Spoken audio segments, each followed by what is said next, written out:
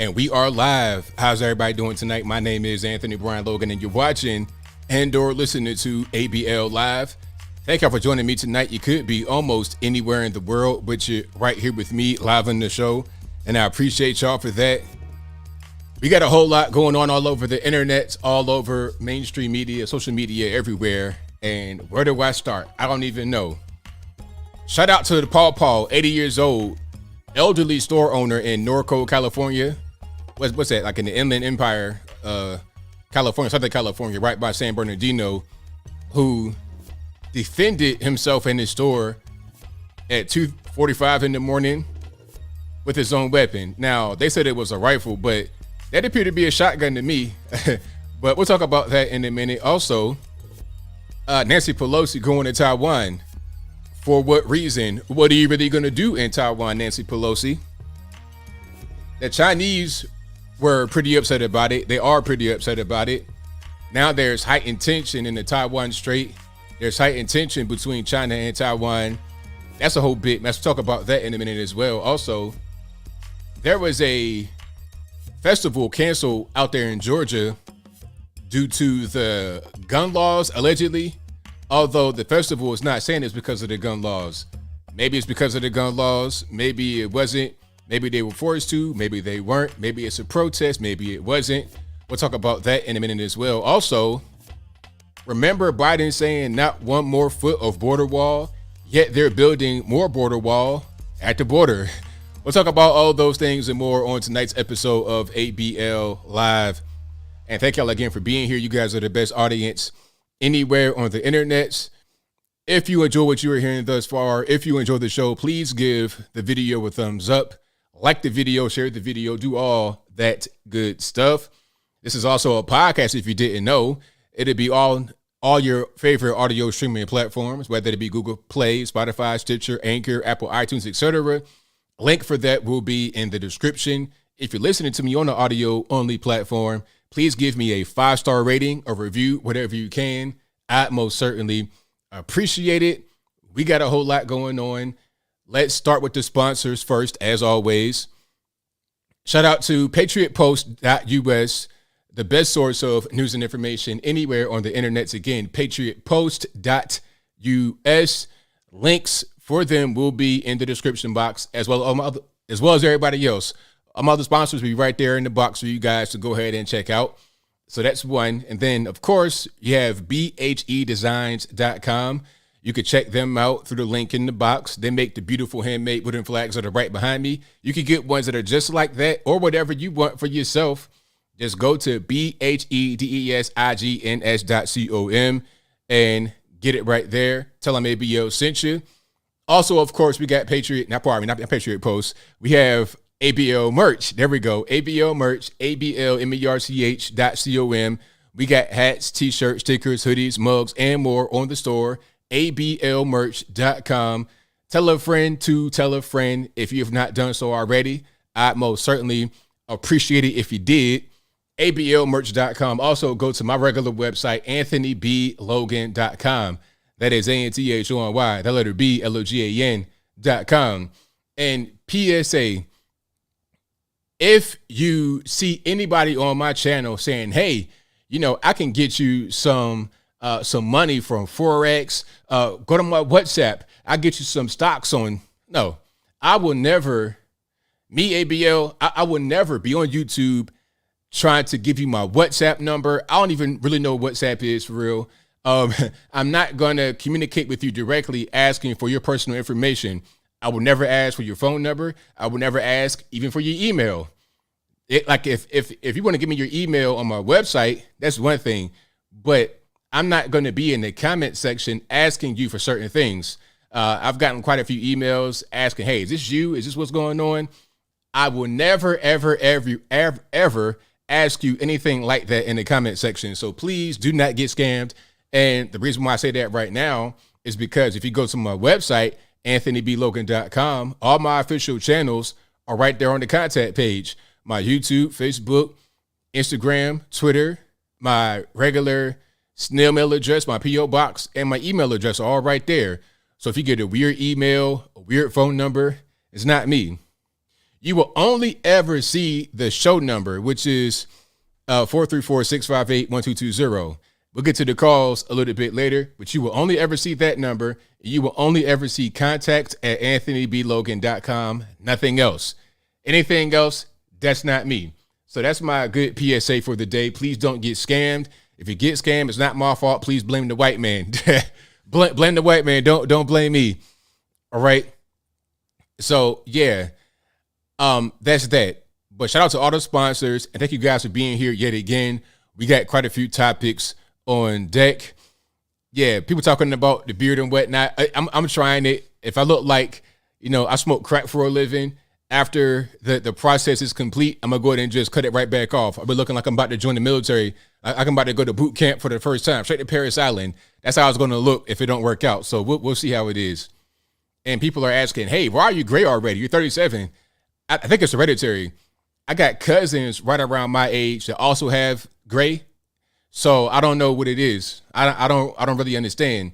Same thing with my teeth. I never had braces or anything like that. It's just hereditary. Y'all and my family have that same type of tooth pattern, if that makes any sense. Like on my mom's side, y'all got the same kind of smile. You see it's in the family portrait. It's like, copy and paste for real from this angle right here. So I don't know, like the DNA is crazy. And hey, speaking of DNA, shout out to all the pure bloods out there. Wakanda forever, right? Pure blood forever. How about that? Yeah, that's going to be a thing coming up here pretty soon, if you're pure blood or not. But I won't go down that road right now. So I digress. Somebody said a black Santa Claus. Yeah, I could do that. You know what I mean? I would be a mall Santa Claus later on. You know what I mean? And then I pose with the kids in scary poses. You know what I mean? But I'm tripping. Anyway, we got quite a few things on deck. Where am I going to start? I got a lot of videos for you guys as well. I may save the videos for a little bit later because I got quite a few of those. I think you guys will enjoy the videos. I got the store owner in Norco, California, the 80-year-old man. I have a little bit from him. I have an interview from him. I'll play that a little bit later. I don't want to spoil that right away. You guys got to come on in here and get the stream popping. And of course, as I said already, please like the video, share the video, do all that good stuff. But where do we begin? Let's talk about this festival in Atlanta, Georgia. Now, there's a festival called Music Midtown. And let me see if I could pull up the Music Midtown roster. It's rap, rock, it's a little bit of everything. It's not just like one genre of music. And if you guys live in Atlanta, you live in Georgia, you know about Piedmont Park, Midtown. I know a little bit about Midtown. What I do know about Midtown is that it's really nice out there, but the crime is starting to get kind of out of control. And a lot of the crime is like property crime, people getting their cars broken into. Like Midtown at this point is notorious for your vehicle being broken into. I follow this Instagram page called ATL Scoop. And you guys out there, you know what I'm talking about. And ATL Scoop, they post a lot of things that happen in Midtown and all over Atlanta, all over the whole area. From Alpharetta down to Stockbridge and everywhere, Dallas and all of that in the ATL Metro and ATL itself. One thing they always post is a car that has the windows be busted out. Because it could be daytime, nighttime, whatever. Midtown, downtown, Buckhead, those areas, your car is at risk of being broken into at a very high risk. Now, it can happen anywhere. Don't get that twisted. But definitely Midtown, downtown, oh, yeah. You park in a shady parking lot somewhere where it's kind of like some dude outside collecting your money and it's kind of, not really secure. Oh, yeah, they're going to get you. If you have a Dodge Challenger or a Dodge Charger, you are going to be a big target. Any kind of car, really. If they think there's valuables inside, they're going to go bang your window and take that. So word of advice, if you happen to go to Atlanta for some reason, you want to go to Lenox Mall, you want to go to Lenox Mall, you want to go to some eatery in Midtown, you want to go to a brunch in Buckhead, do not leave your purse or your phone. Oh my goodness. Do not leave your cell phone in your car. That should be advice for anywhere. You have that stolen in the middle of Nowhereville, USA. You're going to have an iPhone 13 on your dashboard or on your center console visible, they're definitely going to bang your window out and take that. So don't do it. It's so bad in Midtown that had to get creative. I'm gonna find this video right quick of a guy that had a plan to counter all the car break-ins. Now you see, my plan for the car break-ins was to, I was gonna roll up with my windows rolled down already, but have plastic trash bags over it. So what I would do when I pull into a garage or a parking space or whatever it is, roll my windows down, take all my valuables out the car, not leaving no phone or nothing crazy in there. It'd be empty. You can't start it. I might even put the club on it, the pedal club and the regular club. So if you want to steal the car, good luck. You're going to have to get a buzzsaw and some more stuff to get through that club. But my windows be rolled down, not broken, but I'll put plastic bags over it as if it had already been banged out. Right. Now, granted, they could break my back windshield. That would just be kind of silly. Why do that when it's already open? It makes no sense. I mean, people do that in Atlanta because it just kind of, dope fiends do crazy things sometimes. But a lot of times when you're talking about vehicle break-ins, it's organized. It's not necessarily a dope fiend just wanting to bang your window out like how it is in San Francisco. But anyway, this one guy had a really creative way to kind of get around that. And if I can find it right quick within the next 30 seconds, I'm going to put it right on the screen. But you got to get creative in a place like Atlanta because of the crime. And this is part of the reason why, as I try to find that video, this is part of the reason why Buckhead, which is a neighborhood in Atlanta, is trying to become its own city. It's because there's so much crime happening in Buckhead, and Atlanta Police Department cannot properly deal with the crime. Nothing against the police in general. I'm talking about the higher ups, the infrastructure, and it's kind of hard to police the entire Atlanta when Buckhead has so much crime. You need to have more resources given that to that particular area. But if Buckhead became their own city, if they became their own place, then there would be no need. There would be no need to rely on Atlanta to do more. You could just have it be straight from the city of Buckhead. Basically, you could do it that way. That'd kind of just make more sense. Hold on. Matter of fact, I think I know. Here it is. I found it. Okay. See, I just had such a key word. So here is what this guy did to prevent his car from being broken into. So let's check it out right here. The caption here says, "Atlanta is not a real place," with the laughing and crying emoji. All right. That's laughing and crying at this particular point. Somebody done hit your window? Nah, bro. Huh? Somebody hit my window. This fake glass. You lying? Yeah, this fake. No, I hit my window. So if you can't see the video, this guy has his window rolled down and he has a little jar of fake glass, and he's parked right on the curb and he's sprinkling the fake glass on the curb as if he already had a broken window. The window's rolled down and he's sprinkling fake glass on the ground. Oh, It's a lamp. You gotta know how to trim it. Oh, man. And then he's sprinkling the glass in the seat. You gotta put some in the seat right here. That look real? Oh, man, you smart. Yeah, that's fake glass. Nobody they ain't hit my window. My window's still right here. Oh, Yeah. you smart. What you gotta do, boy? It's a lamp. You gotta act like your window got hit. Oh, How that look? That look real? that look real right there. Yeah, good. I ain't got And then he put some of the fake glass on the window sill. So it looks like somebody actually broke it. That's how you gotta do it. It's a lamp. And he had a charger, if I'm not mistaken. Let me see if I can see the front. It appears to be a charger. Maybe I'm mistaken. But yeah, that's how it is in Atlanta. So the whole point of me showing that is to show that there's already a crime problem right now in Atlanta. The car break-ins, it's notorious. You know you're going to get got. You got a red Dodge Challenger. You parking it on the curb in Midtown, downtown, Buckhead. Forget about it. They're going to get it. At least they're going to break your window.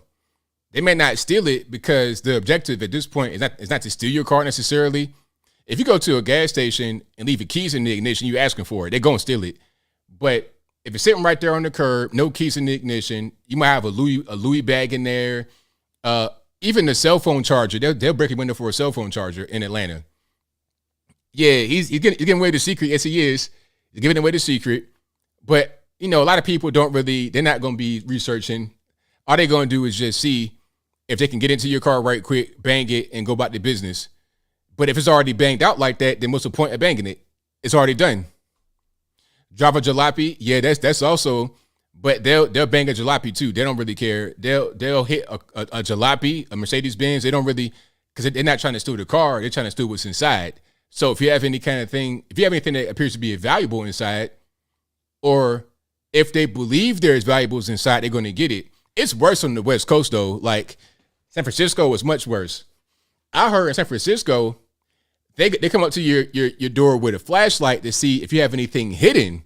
So if you have a carpet on as for like a floor mat in your back seat, and you have things up under the carpeted floor mat, they want to see if there's any kind of raises in the floor mat because there could be some things underneath.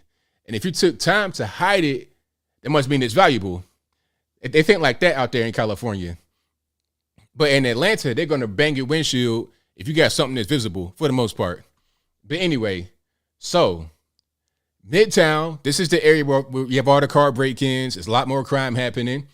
And a festival called Music Midtown was supposed to happen coming up in September of this year, but it's been canceled. Now, Music Midtown put out a statement. Matter of fact, let me find that right quick because I got to see exactly what they said and then what the rumor is. Well, I'll tell you the rumor first, and then I'm going to tell you what they said.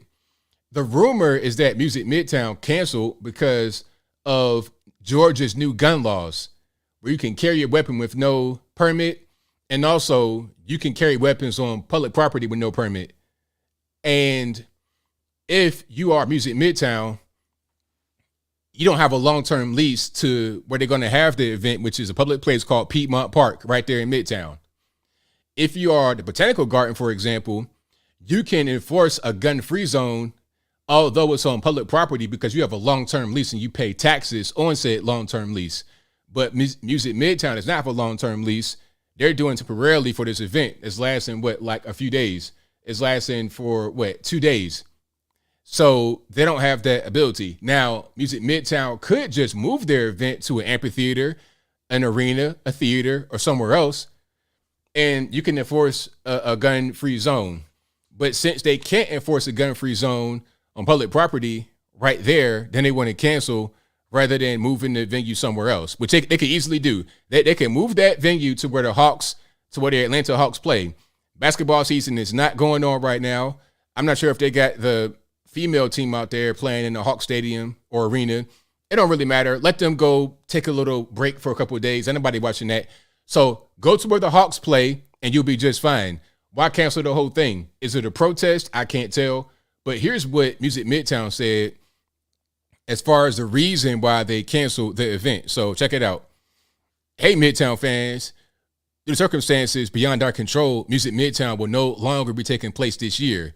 We were looking forward to reuniting in September and hope we can all get back to enjoying the festival together again soon. So all they say is circumstances beyond our control. They don't say, oh, it's because of the new gun laws. Oh, because we couldn't find a new venue. Oh, because we have lagging ticket sales.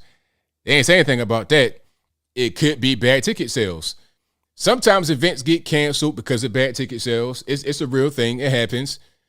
And maybe they just want to let the rumor fly out there about the gun law because that's easier to blame it on that rather than bad ticket sales. Or it's easier to talk about that rather than you're protesting the gun laws. The same way they did with not Music Midtown, but Major League Baseball. Remember, Major League Baseball boycotted Atlanta and instead of Georgia because of their voting laws. They had just passed new voting laws that made voting more accessible and more secure. They thought it made voting less accessible. So they said, this is racist. This is X, Y, and Z. We're going to Colorado rather than Georgia, although Colorado has tougher gun laws in Georgia. It didn't really matter. It was all about the protest. See, it didn't make sense, but it's about protest. In the same way, it would not make sense to cancel your whole event because of a protest, because you're going to lose money like that. It doesn't even matter. It's about the protest. If you get money from the outside to do something like this, make a statement, then you can make your money back that way. If you were going to charge a fee and then pay the artist, and at the end of it make profit, but you cancel the whole event and still got paid the equivalent to your profit, then you won. And you made a political statement, and you're getting it good with the people that run the show. The big show. Now, I ain't talking about the concert. I'm talking about the actual political show, right? That could be what's going on here. I think it's a protest. So who are some of the bands that were going to be there? My Chemical Romance, Future, Jack White, Fall Out Boy, Phoebe Bridgers. I don't know who people are. Mitski, Phoenix, Turnstile. I have no idea. 2 Chainz, Quinn, XCII. Random people, right? Tinashe, I know who Tinashe is. Interesting. The Midnight, Alec Benjamin, Denzel Curry. So this was the lineup for Music Midtown, but that's being canceled probably because of a political protest. That's my gut telling me it's a political protest. I don't think it's really that they cannot have the event because of the gun laws, because you could have easily moved the venue somewhere else. I mean, it's simple. You could have the event in a place that's not a public park. Again, go to an amphitheater, go to an arena, a stadium, somewhere else, a different city even, rather than ATL. I don't know. You can go to Florida. You can do something rather than have this be what the result is. But anyway, so that's that. I think you're going to see a lot more things like this that happen that make people think, hey, you know what? Governor Kemp's not a good guy. I don't like Governor Kemp. Governor Kemp is the reason why Music Midtown got canceled. You understand? So that kind of plays into the whole thing of trying to support Stacey Abrams for governor. Oh, I don't want to vote for Kemp. He canceled Music Midtown. Let's vote Stacey Abrams. She'll bring back Music Midtown. I think it's a whole big plan from big political elites, because if you're able to really impact Atlanta and drive up votes there, they're trying to get that going on. They know that it's a lot of liberals out there from all over the country that are not really from Georgia at all. I think like the majority of Atlanta people are not from Atlanta. They came there recently from other parts of the country and other parts of the world. If you ever been to Atlanta, I don't know about you guys, but you may think one thing, what you think ain't true. Before I started going to Atlanta a lot, I thought it was like, this Wakanda, not quite Wakanda, but a lot of black folks out there, and it's a lot of black folks in certain parts of Atlanta. But if you go to other parts of Atlanta, not very many. It's weird. It's a weird place. I like the city a lot, but it's not what you would think. It's an international city. Okay, it's like New York, but spread out and a little bit smaller. That's probably the best way to put it. A small New York that's spread out. I did not see any big rats. I saw a few roaches. Oh yeah, you'll see a few roaches out there. I saw some roaches outside having a party. They had a quinceañera outside on a little, you know what I mean? The palmetto jinx. Like they almost started flying. They almost started flying during the little party. It was crazy. Music was playing because of where I was. I felt like they were having a blast dancing to the music. I don't know what was going on. But the point is, you're not going to see New York City type stuff. Okay. And speaking of New York City, shout out to Eric Adams for at least trying to talk about the whole bail reform thing. Because I think Eric Adams pointed out that there were 10 people who had been arrested 100 times collectively. 10 people arrested 100 times. Or it might have been one guy with 100 arrests. I think it was one guy.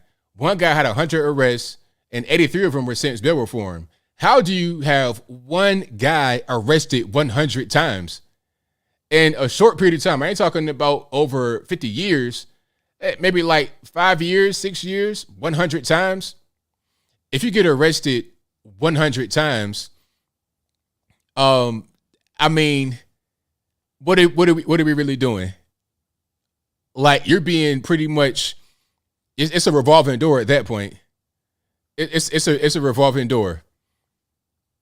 So I don't know if he'll be able to fix that whole problem, but something's got to be done.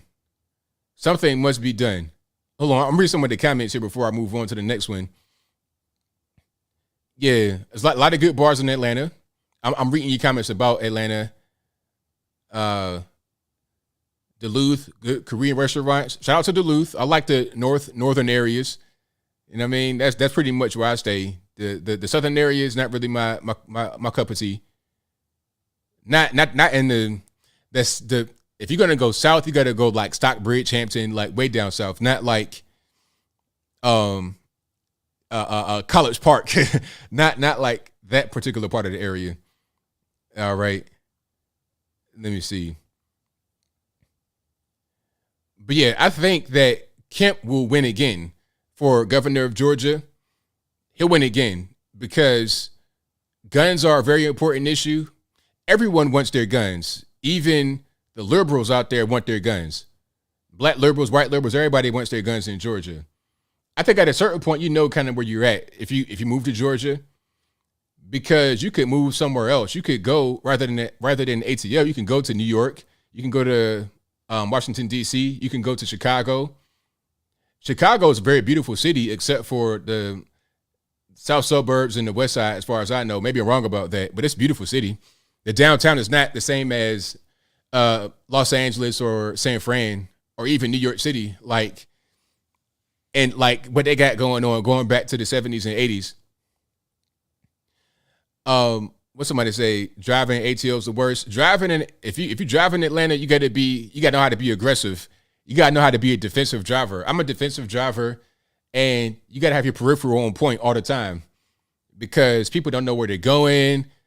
People might be on drugs. I feel like the people that have no license, young drivers. Like I was on the road today, not in Atlanta, but just out here in Tennessee, and this young girl went across the entire highway. And went like 5 miles an hour. I looked over, she had like a deer in the headlight look. It's like, look, girl, you better just pull over and tighten up because I don't got no time for whatever you got going on. Okay, you might have seen a ghost or something. Your dad might have came back from Vietnam. I don't know what's happening, but you better just go ahead and get it together because I'm not really trying to, collide into you because you're going 0 miles an hour on the interstate, careening across the entire highway, and you're right here in front of me. You get a whole lot of that type of stuff going on. But I tell you what, the traffic and ATL, I think DC might have it. The traffic in DC is crucial. And DC, depending upon where you're coming from, you got tolls also. And the tolls are very expensive. $8 one way, stupid stuff. You don't have that kind of stuff really in Atlanta. Yeah, New York is terrible. DC, terrible. Los Angeles, I hate it. Way too overcrowded and super ghetto. Super, super, super ghetto. What you see on television, like Hollywood Hills and the beautiful people, that's not the way it is for most of the city. Most of the city, you're going to be living in some stuff looking like Mexico. Straight like that. Like you might as well be in Tijuana. You might as well be in some barrio. That's how it looks like in Los Angeles. But if you go up in the Hollywood Hills, it's beautiful. Oh, it's great. You go up in what's that? Calabasas, all that, Malibu. Oh, beautiful, great. Century Boulevard, Pico, ghetto, super ghetto, crowded, overcrowded, rude. Yeah, it's a night and day difference. The poverty, the level of poverty on the ground floor in Los Angeles it's a night and day from the wealth in the hills. It's crazy to see the wealth gap like that. Now, I'm not trying to say you got to redistribute the wealth. I'm just saying the wealth gap is crazy. The wealth gap is much larger in these very liberal areas. I wonder why. Maybe it's because you got normies getting squeezed with all these crazy taxes and prices for real estate. I mean, normies could live a little bit better if a home in the ghetto didn't cost $500,000 in South Central Los Angeles, $500,000 for a house with got bars on it. You're talking about a 1,200-foot Roach Motel in South Central is going for like 700,000. Bars on the window, gunshots, all of that. For that price, you can buy whatever you want in the South, whatever you want. You want to live on the hill, private hill, have a butler or maid. All right, you got it. 700 grand is yours. Go up to $1 million. Psh, you living like Tyler Perry almost. All right. But that's pretty much what that is. So yeah, Los Angeles, I wasn't impressed. New York, wasn't really impressed. You got to go to certain areas to get the nice experience, the TV experience, the tourist feel. Going through the actual city itself, it was bad. It was real bad. But if you like what you're hearing so far, please give the video a thumbs up, like the video, share the video, do all of that good stuff. And we got quite a few videos on deck that I'm going to show. All right. Let me get to what's the next topic here. Oh, okay. So Nancy Pelosi going to Taiwan. Now, I don't understand the purpose of going to Taiwan. Like, what, are you going to be like some kind of freedom fighter? Are you going to bring democracy to the South Asia region? Like, what's your purpose in going to Taiwan? But see, here's the thing about it. She had to go to Taiwan because if she didn't go to Taiwan, then it was going to be, oh, well, you got bullied by China because China said don't go and you didn't go. So she had to go to Taiwan. As soon as it came out that she was going to go, she had to go. So, I mean, there was no other choice but to go ahead and do that. But luckily, China didn't really attack her. They are what they call it, saber rattling. They're increasing the military exercises. They've kind of buzzed into Taiwan's airspace and things of that nature. So they're not happy with it, but nothing bad happened. And I had a bad feeling. I was like, man, they're about to go ahead and they're about to smoke Nancy Pelosi right now. If they did something like that, I could not say I'd be surprised, because at this point in my life, I've seen so many things that are just kind of crazy. So I don't really get surprised too much anymore. I'm like, yep, I saw that coming. Yep, up there it is. When anything like that happens, I don't even really get surprised anymore. Oh, and speaking about Pelosi, so they are prosecuting her husband, Paul Pelosi, and there's a whole story behind that. So let's dig up the story. Paul Pelosi. So remember, I forget when this was, 2 months ago, maybe. It was recently, this year. Paul Pelosi was driving in, I think, Los Angeles or San Francisco, one of the places. Oh, Napa Valley. That's where he was. Napa Valley, that's what, like, Central. That's where they got the wine and all that kind of stuff at. Hold on, let me see. So right by Sacramento, right by the Capitol, which is where, a lot of lawmakers are. So, and San Fran and all that. But anyway, so he's up there driving and he's drunk. Or pardon me, the correct term would be he was intoxicated above the legal limit and he had a drug in the system. They won't say what the drug was. I don't know what the drug was. Do you guys know what the drug was? Oh, the whole insider trading. That's something that everybody does in DC. He most certainly is doing that with his wife, Nancy Pelosi. Absolutely. But I guess it's not really illegal. In the way that they do it, I don't really understand how it's not illegal. It should be illegal. Maybe it is illegal, but they won't get him on that. If you're a politico, you could pretty much rise above little petty things like that. That if you or I did something like that, we go to the penitentiary. If we didn't go to jail, there'd be an indictment, there'd be an investigation. But because you're Paul Pelosi, you're Nancy Pelosi, you're X, Y, and Z, politico in DC, you're fine. If you're the husband of a politician, you're fine. If you're the wife of a politician, you're fine. If you are family of a politico and you do stuff like, I don't know, you're in the military, you smoke crack, get discharged for smoking crack, then you're able to get on the board of an energy company, getting paid 40 grand per month.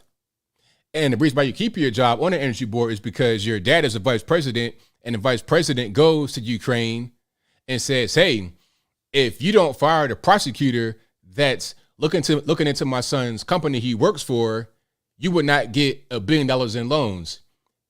You're blackmailing a whole country into keeping your son's job because you, the big guy, get a cut. Okay? That's what happens right now in American politics. But sometimes these guys do actually get charged, and Paul Pelosi is getting charged. Now, let's check it out. It's an article right here. So California prosecutors fought auto-generated boilerplate language for Paul Pelosi drug allegation. See, I didn't even read this before I read it. So they're trying to save their face. Remember I just said that Paul Pelosi was under the influence of alcohol. He was above the legal limit. A little bit. He was a tad bit above the legal limit. And there was also a drug in the system. Okay, that was released to the public. But now they say, oh, nah, that was a mistake. It was an auto-generated thing. How do you auto-generate that somebody had drugs in their system? Because he was intoxicated and had a drug in the system. Why not just leave it at intoxicated if there was no drug in the system? Did he have the drugs in the system or not? Hold on, let's read this right quick. Okay, let me see. So they brought back a drug allegation. Let's read this right quick, just for a second. And we got documents, paperwork, and all that kind of good stuff. So he brought back the whole drug thing. Prosecutors have confirmed that they are alleging he drove under the influence of alcohol on May 28th. Not that he had a drug in his system as indicated in the document. So documents right here say that he had a drug in his system and he was on alcohol, but now they say, oh, no, that didn't happen. He was drunk, but he didn't have drugs in his system. Okay, whatever. Pelosi's attorney, Amanda Bevins, told Fox News Digital late Tuesday, I believe that the drug reference is part of the statutory boilerplate language in the complaint. Makes no sense. Napa County District Attorney Office agreed with the characterization on Wednesday. She's correct. Blah, blah, blah. That's his mugshot right there. So he was driving this Porsche, a 2021 Porsche. Must be nice to be, 80 million years old, having a brand new Porsche, driving it drunk, crashing it. And look, man, I'm Nancy Pelosi's husband. Don't do nothing to me, man. I ain't trying to go to jail. Let me out right now. Imagine that. The audacity to do something like that, driving a brand new Porsche drunk. Anyway, he was slurring his speech and with a strong odor of an alcoholic beverage emanating from his breath.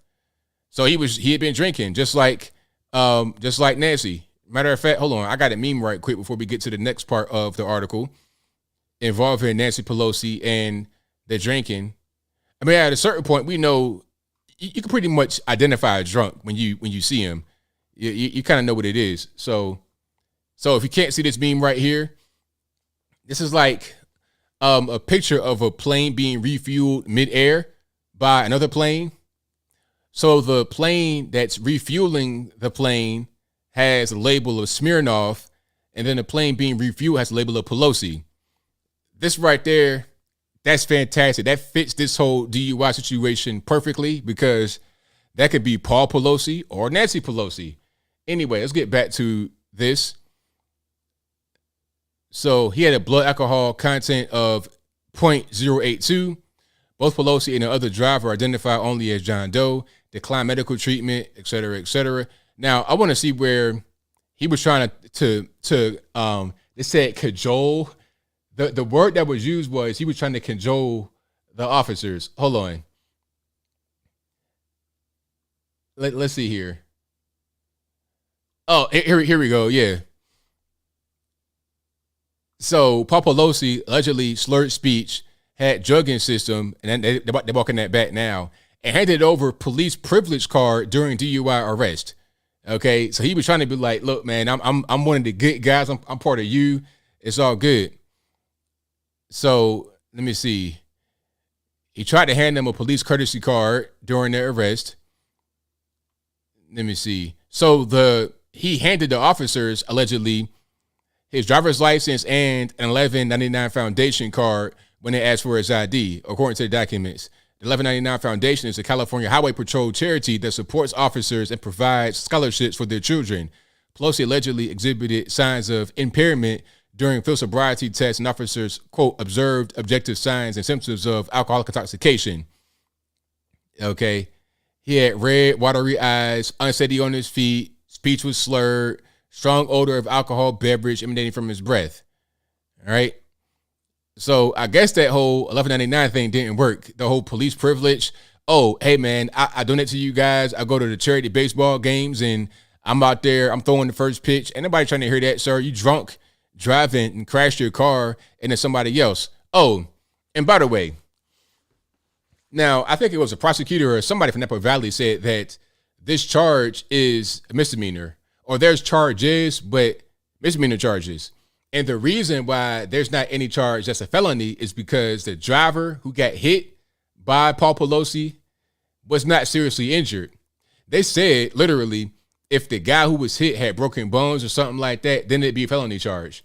But because he was okay, he just had a few bumps and bruises, then it's fine. So it doesn't really matter that Paul Pelosi was drunk behind the wheel and there could have been a quote unquote drug in the system, allegedly, perhaps, maybe.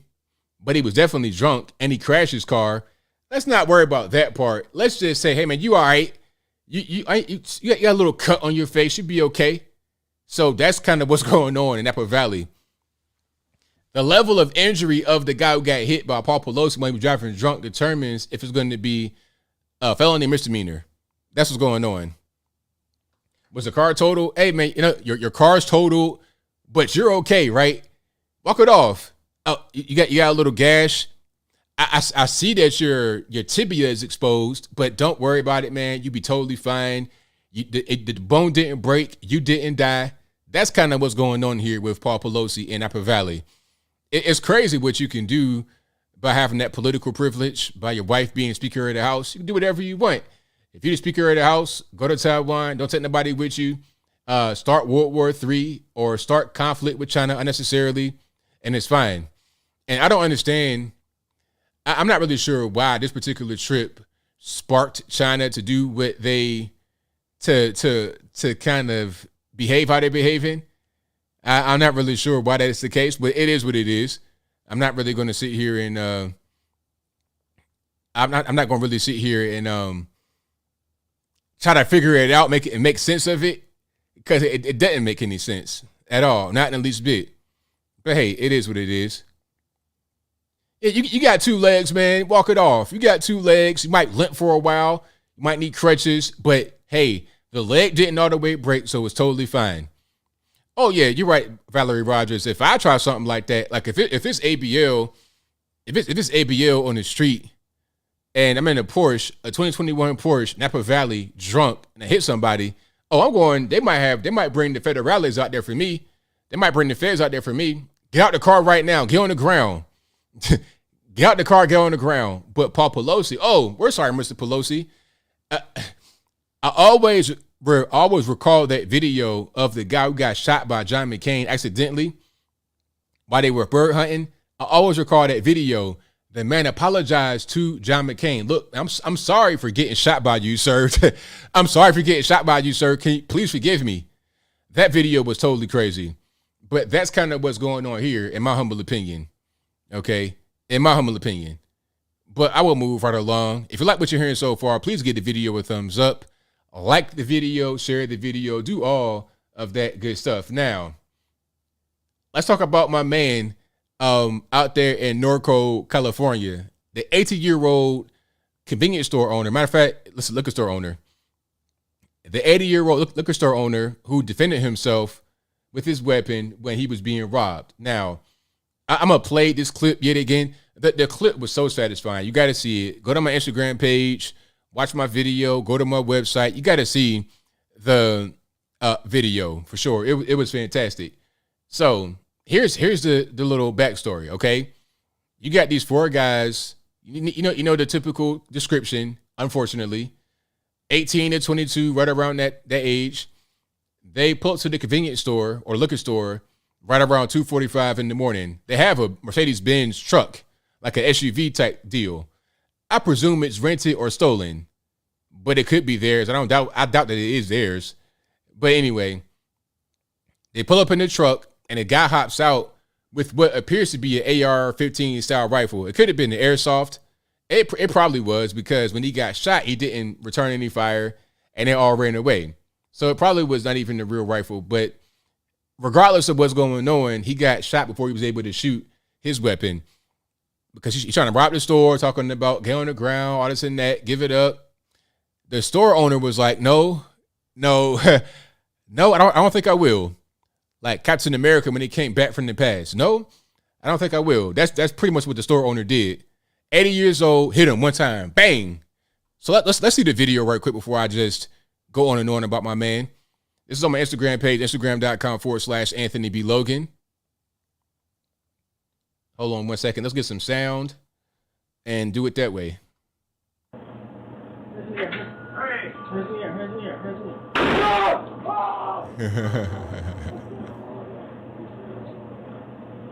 So if you can't see it, he just got shot by coming in there trying to act all crazy on some hands in the air, hands in the air. Oh, I got a gun in the air. How about that? Bang.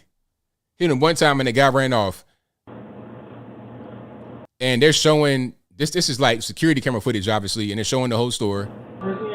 Then they zoom in to my man right there. You're gonna see it once I remove this pause button. You're gonna see the elderly man.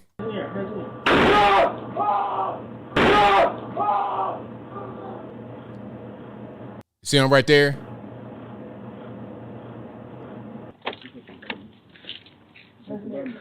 There's a Benz truck, and there's 4 guys in this car. So the one guy is getting out as the other guy just got shot and is running out.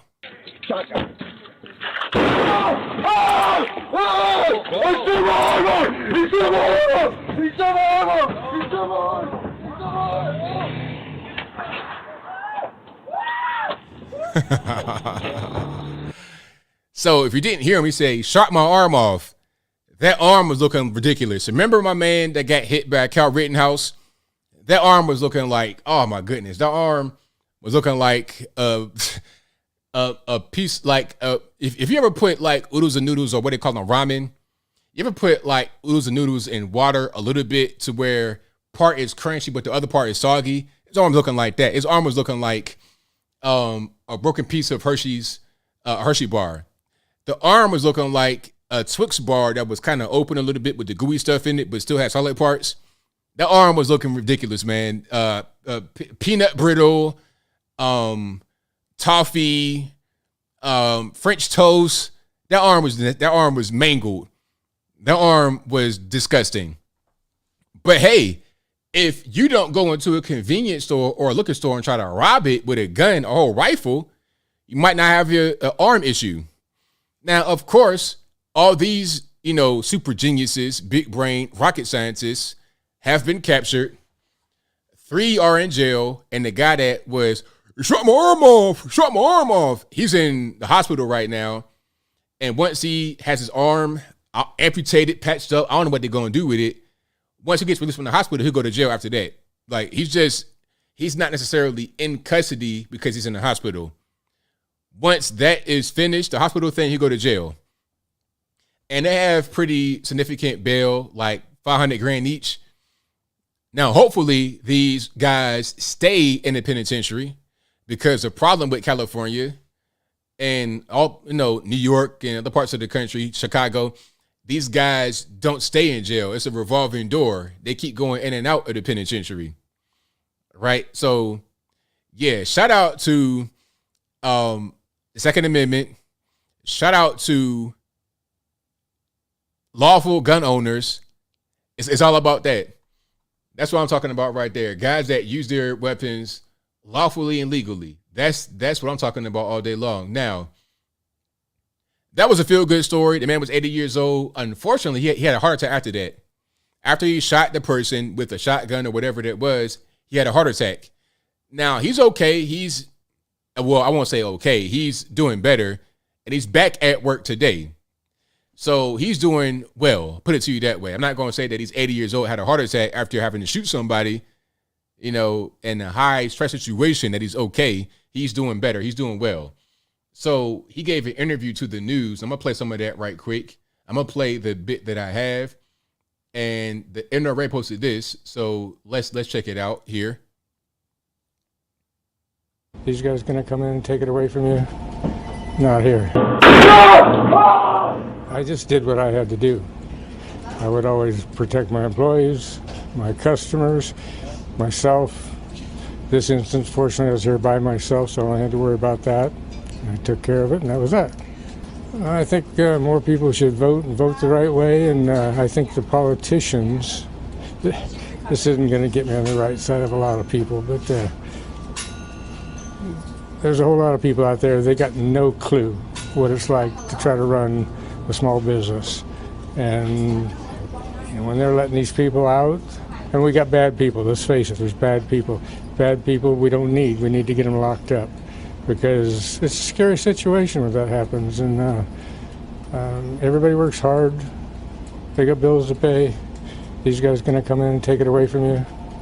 Not here. These guys. Love it. So his name is Craig Cope, and his store is in Norco, California, like right by San Bernardino Inland Empire. Okay. Not far from LA, but not close to LA either. It's kind of, it's a little ways from LA. And I think all the guys that got arrested for this are from LA. One guy's from Inglewood, which LA right there. And also there's a guy from Nevada, probably Vegas, but probably from LA originally. So LA gangbangers trying to go San Bernardino and rob some 80-year-old man in a liquor store in the middle of the night. Got more than what they bargained for. My man got his arm turned inside out. Oh man, that dude that Cal Rittenhouse hit, and the other guy should form a support group. We got our arms chopped off while we were trying to hurt somebody.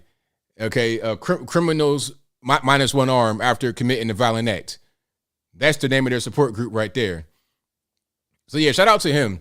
I mean, people were going to his store like right after the incident happened. People were going to his store, supporting him, really giving him a lot of love because he deserved it.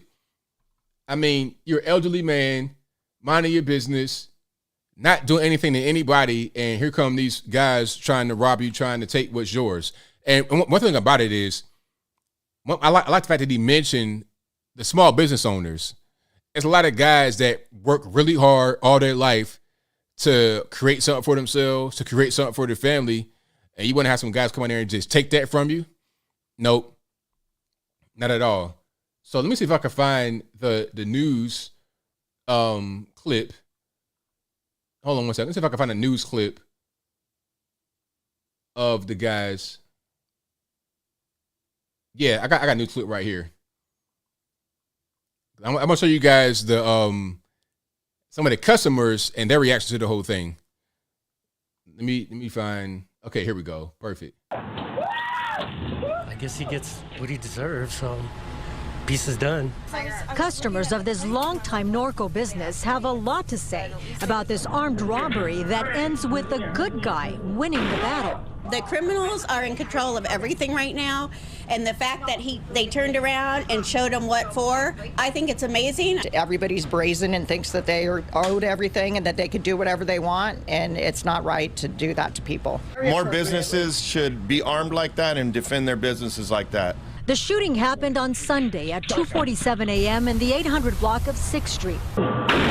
You know what? And the thing about what they're saying, it's good to hear that in California, because when you hear California, you're thinking about the crazy liberals, the crazy leftists, and they would not be for gun ownership and having guns is bad, all this, that, and the third. It's good to hear that that's not the people that are out there in this particular area. Now, if you go to the Hollywood Hills, might be a little bit different, which is weird because you go to the Hills, they got their own private security, private police, but you as a normie cannot defend yourself with just a gun. Well, sorry, Miss Pamela Anderson or whoever you are. Not Pamela Anderson, she's cool. Sorry, Miss Hollywood actress, Mr. Hollywood actor. Maybe I can't afford my own private security firm to protect me 24/7. Maybe I got a few friends made of some lead and some steel that can do the job very well. Just maybe. So why shouldn't I be able to have that? If you have your own private security force, why can't I have my own little security force? It's a little bit lower budget, but they get the job done. The owner was standing right here watching all of the action on the security camera. As soon as he saw one of those guys pull the mask over his face, he knew trouble was headed his way. He just prepared himself. He prepared himself and he stood right here and he Just aimed. He aimed and shot. The owner shot his rifle and hit the robber in the arm. Not a surprise to some customers. You know, I'm not for gun violence, but he wasn't the one he wasn't the one doing the violence. The people that came in were the ones doing the violence. And that's what we need to understand in our society. When people are doing violence against us, we have the right to protect ourselves. I've seen him a couple of times while I've been here, and honestly, I can kind of expect that from him. He seems like a pretty bad old man. Right on. So the guy that the robber did go to the hospital, and as soon as he gets released, he'll be going to jail. All the guys got captured. They know who all the guys are. They probably followed that SUV. Is that a BMW X5? Is that what it is? Whatever that nice SUV is, they were able to follow that. They captured everybody in the car. It was 4 guys. 3 of them are in jail right now, but the guy who got his arm turned into oodles and noodles is in the hospital. And once he heals up a little bit, he'll go to the penitentiary or to jail, and then to the penitentiary once he gets charged with armed robbery. All right. So we'll see. And everybody in that car should have the same charge as the guy that went inside with the gun. Because if you were there, you were part of it. You're the getaway driver. You got a gun. You got a mask. You're part of it. Even if you ain't step outside the car, you just happen to be there, you go to jail too. That's the way it should be. There shouldn't be any kind of, lesser penalty for the guys that did not actually get out the car. That's pretty much what that is. Yeah, that scream was crazy. That's going to be a shower scream for sure when he goes to the penitentiary. So yeah, shout out to my man. What's his name again? Craig Cope. Craig Cope is the actual store owner, 80 years old. Hit him one time with probably a shotgun. Bang. Great shot. Great accurate shot with that from that distance and that time of the night and his age. Fantastic shot. Now, some say it should have been a different shot. Hit him somewhere else. Hit him a little bit, in the center, top center. Yeah, maybe that'll go ahead and end the threat for real right there. But we'll see. Yeah, you would have been better off trying to sell the vehicle. Exactly, with it, Jim. Why would you rob a liquor store and a BMW X5? I mean, even if it's stolen, to sell the car, you can get more money for selling the car. Split it 4 ways. What are you going to get from a liquor store at 2:45 in the morning? I mean, who does that? Why are you robbing a liquor store anyway? Who has cash anymore really in their pocket? I mean, people do have cash, but not necessarily in their pocket. I don't carry cash in my pocket. I have cash, but not in my pocket. So what are you going to get from the store in the middle of the night? If I go to any kind of convenience store, 7-Eleven or whatever, and I come in there with a $20 bill, they're like, come on, man, you give me this big bill in the middle of the night. I don't have any money in here for real to break this $20 bill at 12 midnight. So what are you going to get? Some liquor? $100? You got 4 guys with BMW X5 and weapons that are pretty expensive with expensive ammo to get $100. What? Why? This ain't 1988 no more. This ain't old black movie. You're not gonna get rich doing that. But again, I mean, you're not dealing with rocket scientists here. You're dealing with some morons that are gonna be in jail and they're gonna see just how dumb they are. So shout out to them. Shout out to them for winning the dumbest person today award. High school robbers, yeah, they're dumb.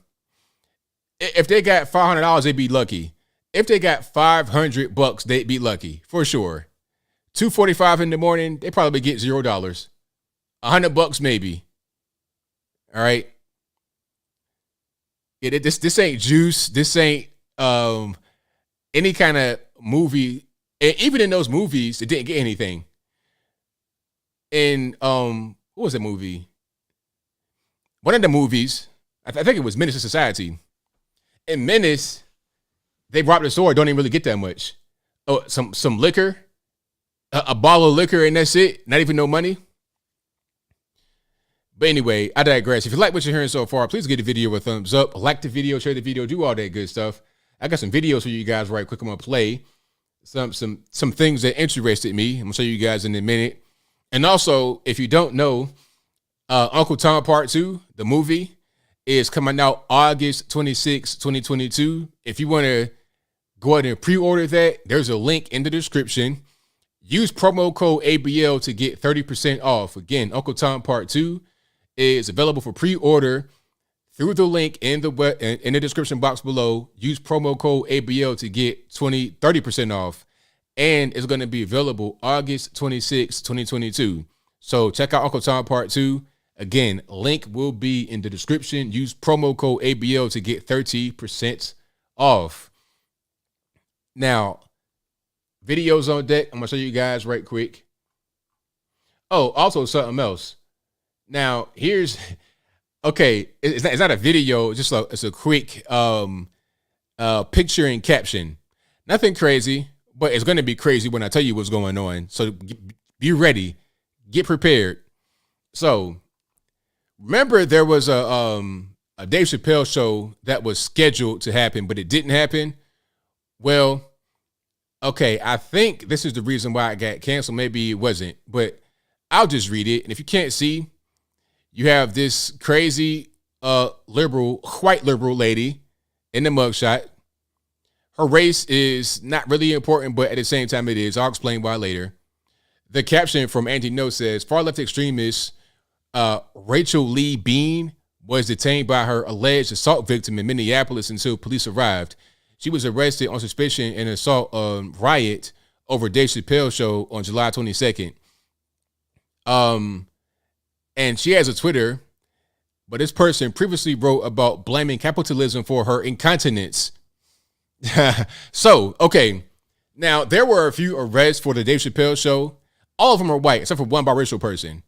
So, I mean, what's going on with that? You want to stop this black man from being able to make money out here in America because you don't like what he says? It's funny how that works. Where's all the Black Lives Matter and the solidarity and my black brother? Where's all that at when you disagree with him? If you love this man, if you want to support this man because he's black, then it should be all the time, not just part-time, not just when they do liberal things with you, not just when they're kind of like your lapdog to get certain ridiculous agendas passed. But anyway, so the last part, she blamed capitalism for her incontinence. So this person, you see it right here. I'm not going to read exactly what she said, but she says, I do my pants at work. I'm not making this up. I promise. A recent report on far left extremist Rachel Lee Bean and others who were arrested at the Antifa violent anti-Dave Chappelle protests. So there was a whole thing right here. I won't read this, but you can pretty much see what's going on. So she says she doo-doo on herself on 11:56 a.m. on Wednesday, January 13th. I mean, imagine that as an employee. A grown person. This ain't no little kid. This is a fully grown person. I'm not sure what their gender identity is. It's kind of ambiguous. But it's because of capitalism. You do it on yourself. I'm not even going to really read that. I'm not really interested to see exactly. Okay. Do you know that the Jetsons was set in 2022? And remember the Jetsons, you got flying cars and advanced technology. I'm reading a think piece. Literally, it's on Medium. A 4-minute read on Medium. A think piece on doodling on yourself at work. But I thought there'd be flying cars and things of that nature in 2022. But instead, we have this. Zir Zim Zer and work incontinence. I'm done with that particular story. Okay. If you were eating, I'm sorry. It's not my fault. I had to read it. But these are the kind of individuals that, matter of fact, I got more mugshots. Okay. Let's see all the mugshots of those who were at the anti-Dave Chappelle protest. Okay. White liberal, doo-dooer, white liberal, ambiguous male white liberal, female white liberal, Eddie's hair, another white liberal, okay, and biracial liberal. All of them were against Dave Chappelle. All of them were, hold on, what is this? Anquifa Swamp Creature, Natalina Slaughter. So maybe that's one of the Antifa members that did not like Dave Chappelle. Anquifa Swamp Creature. What kind of name is that? What am I even? Am I saying the bad word here? What is going on? But you see how quickly the narrative shifted from Black Lives Matter. If you're black, we support you no matter what, et cetera, to we hate Dave Chappelle. We want to attack him and kill him. And we're all white liberals. What's going on with that? I may not like what you say, Anquifa Swamp Creature, but why have all this protests and anger and vitriol towards you? For what? What are we doing? Crazy. But anyway, I digress.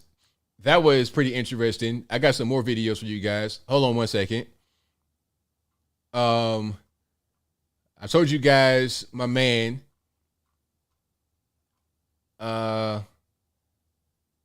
Okay. So here's a video of a church, and they invited a drag queen activist. So here's the actual caption from Drew Hernandez. Shout out to Drew Hernandez. It says, insane. A, quote, drag queen activist, unquote, was invited to come during a Pride Chapel worship service to lecture students about LGBTQ drag activism. Okay?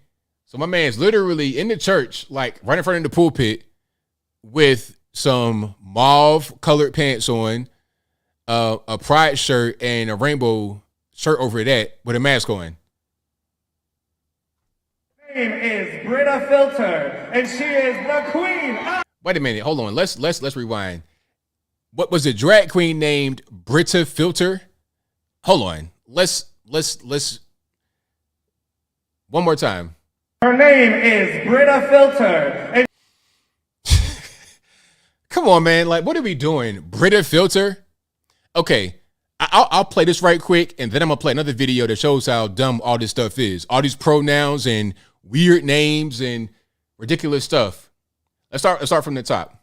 Her name is Britta Filter, and she is the queen of New York. Yeah.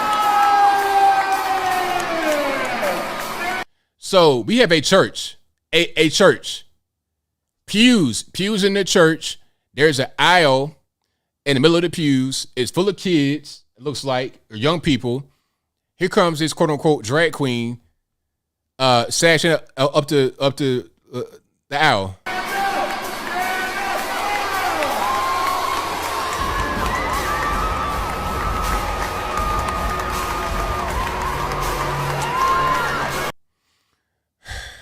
I mean, what is? I'm speechless, really. Okay, all right, that's enough of that. I don't want to see this dude's hind parts. But yeah, that's what's going on right now in these churches. Okay. A whole church packed too. Not even a small crowd. It was packed in there. Packed from the window to the wall. What are we learning in church? You know, I'm not necessarily a church going guy. I will go to church though. Yeah, I mean, if I'm out somewhere or with family, I go to church. And when I go back to West Virginia or Roanoke, Virginia, to visit my grandma and my other grandma, my cousins and aunts and uncles, I go to church with them, and I would never see anything like that. You would never see anything like that. Ever, ever, ever. Never. I mean, the men, you could be, even if you're a little boy, you wearing if you ain't had no suit, white shirt, you know what it is. White shirt, black pants, black shoes. That's what it was. That's the black boy church outfit. The white boy church outfit too. Okay? You're a man, wear a suit. A blazer, some pants. Woman, wear a dress. And some little kitten heels at best, or some flat shoes. That's it. That's what we wore. You would never see a quote unquote drag queen in the church. Even if you got the gay choir director, he's not going to be in there flamboyant like that. He's going to still wear his male attire. Not having the whole drag queen in there. That's crazy. But that's what's going on right now in 2022. I don't know where that church is. If you guys don't let me know in the comments, I don't know where that church is. But that's what's going on. Okay, and it appears to be a Catholic church too. So it's pretty crazy. All right, so that's that. I have more videos for you guys. Hold on one second. Oh, let's play this from this guy. What's his name? I forget his name. But this is MSNBC, and you're going to hear what's being said. Be a close election in Georgia because Walker has the backing of the Republicans. Now you ask, why are Republicans backing this man who's so clearly unintelligent, who so clearly doesn't have independent thoughts? But that's actually the reason. Walker's going to do what he's told. And that's what Republicans like. That's what Republicans want from their Negroes, to do what they're told. And Walker presents exactly as a person who lacks independent thoughts, lacks an independent agenda, lacks an independent ability to grasp policies, and he's Okay, so that was Ely Mistel. I kind of want to do a video about this because there's a whole lot to unpack there. There's a lot to unpack there. But just briefly, just a brief reaction.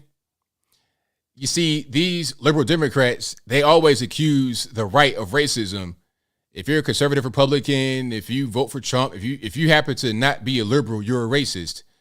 But imagine, just for a second, imagine if, let's say, Marco Rubio, not Rubio, let's say anybody, Mitch McConnell gets on TV and says what he says about the left, using the same language, what would the reaction be? It would be, he is Adolf Hitler. He is the most racist person in the whole world. He needs to go to jail. He needs to get hurt. That'd be the reaction. But when he says it, it's fine. You see, the liberal Democrats sick guys like Ely Mistel onto other black people because they can't say the things that he says. If they say it, then they're racist. You see, it's a way to attack a black person using stereotypes while not being called racist in a political sense. That's all it's about. You see, when Raphael Warnock beats his wife, runs her over with a car, when guys like, what's my man's name from Florida, Andrew Gillum, shoots up meth, has sex with white male gay hookers in a hotel room while he's married with 2 kids, a down low brother, risking her HIV/AIDS. When he does stuff like that, they don't come out and say a word. They don't say anything. Herschel Walker, because he has a country accent, they want to call him dumb and bumbling and stumbling and can't put 2 sentences together. That's why they want to call him that. You see, they play on the old stereotypes that they say are racist against black people. And I've seen that guy before in person. He's like one of these people that is trying to convince you that he's black. Kind of a not really secure in himself type person. You know what I mean? But he is an attack dog. It's like he's projecting. He's the attack dog that he thinks Herschel Walker is being trained into being, or they're trying to use him as an attack dog. He's the attack dog. This dude right here with this fake little wig he wears. I don't even know what that is. You know what I mean? You got this little signature look they want you to wear. Hey, Ely, put the white afro on. It looks great on camera. These guys I hate.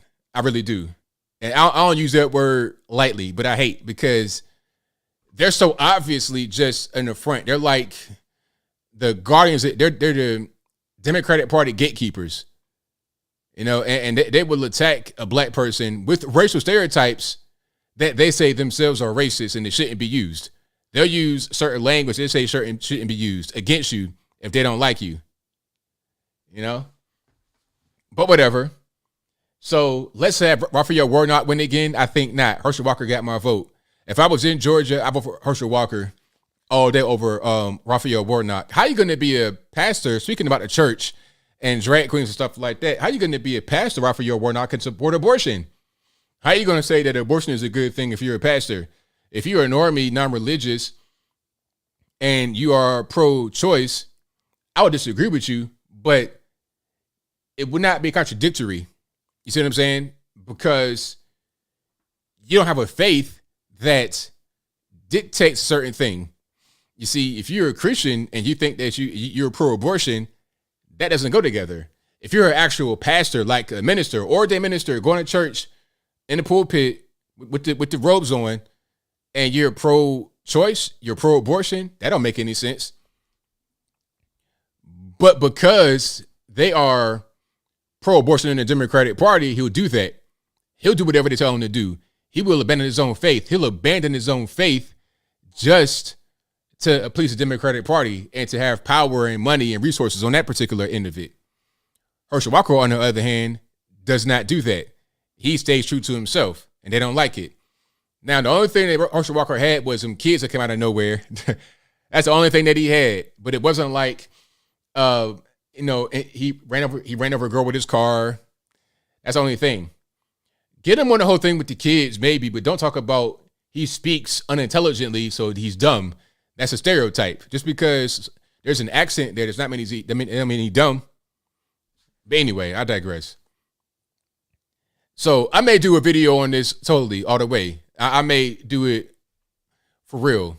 A lot of these MSNBC guys I hate. Ely Mistel is one of them. Who else? Mark Lamont Hill. These guys I just don't like.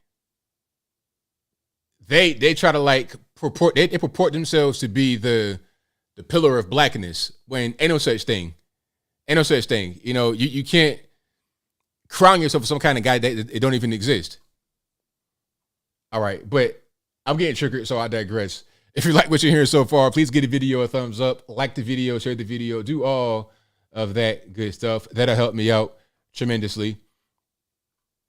So let me show something else here. Okay. Hold on one second. Oh, and Biden still has the bug. Remember, Biden had the bug, and then it went away, allegedly. And then he had the bug again. So it's like, what's going on here? How do you keep having the bug over and over again? Like, what's really going on? I can't tell. All right. That's pretty much all I got for right now.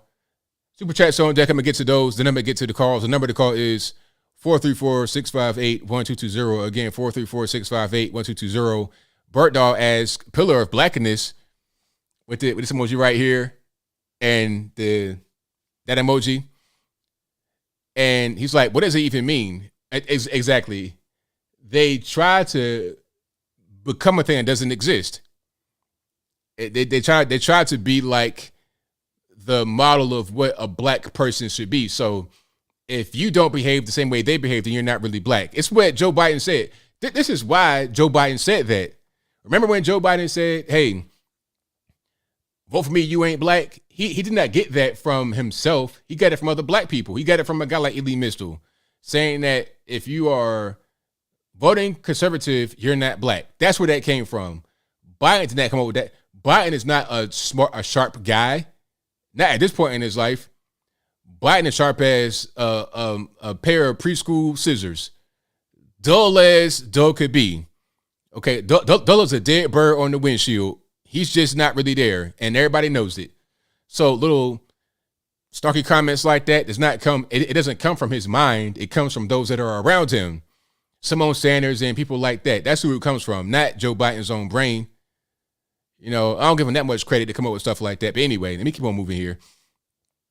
Thank you to Kaius Parchment, who says 30 Chinese aircraft crossed Taiwan's defense zone. Yes, they did. And there's going to be a lot of that because of the whole Nancy Pelosi thing.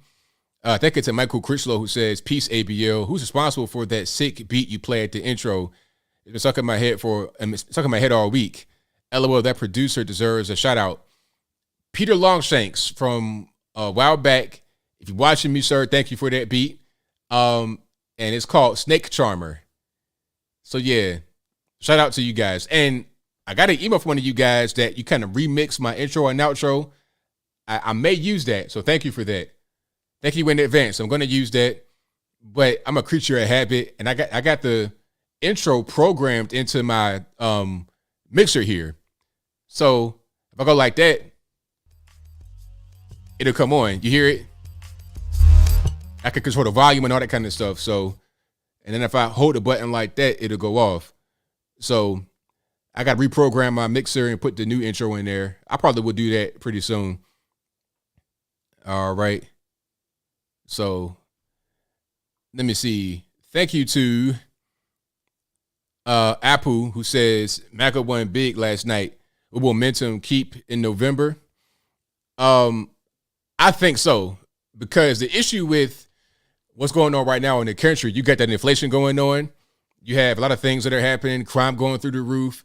The country is not doing very well. You see, I think some people may have decided to try a different thing with Joe Biden, including some dead people, but that's a different story. Anyway, they may have gone a different direction with Joe Biden, realized that it was a mistake, and they're going a different way. So I think that, plus the base that was already right there that have not left, that's going to propel us into the midterms and do better for us, for sure. And, because I don't see the country improving much at any point in time soon. And we're already in August. So it's going to be here before you know it. So you got August, September, October.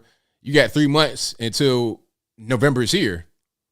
So, I think the sentiment that exists right now is going to continue until November for sure. And 2024 as well. Apple says, shout out to John Gibb, MAGA candidate, Michigan speaks Japan. Okay. Thank you to Apple again, who says ABL MAGA won big last night, but in Kansas, pro-life referendum lost 67-33. Any deep detail analysis? ABL fans in Kansas, please call in and tell. Also, Apple says Kari Lake will make an awesome governor for Arizona. I think she'll win. I think she'll win, but we'll see how that whole thing goes there. That's an interesting race, because I think Kari Lake is Trump endorsed, and then their opponent is Mike Pence endorsed. So that's gonna be interesting. And I want to say that I think Mike Pence gets an unfair amount of criticism, because it's not his fault that the whole election went the way it went. I think the election was because of the mail-in ballots. Like, I don't think Mike Pence could have really done anything to change the outcome. So, it's kind of bad. What's the word I'm looking for?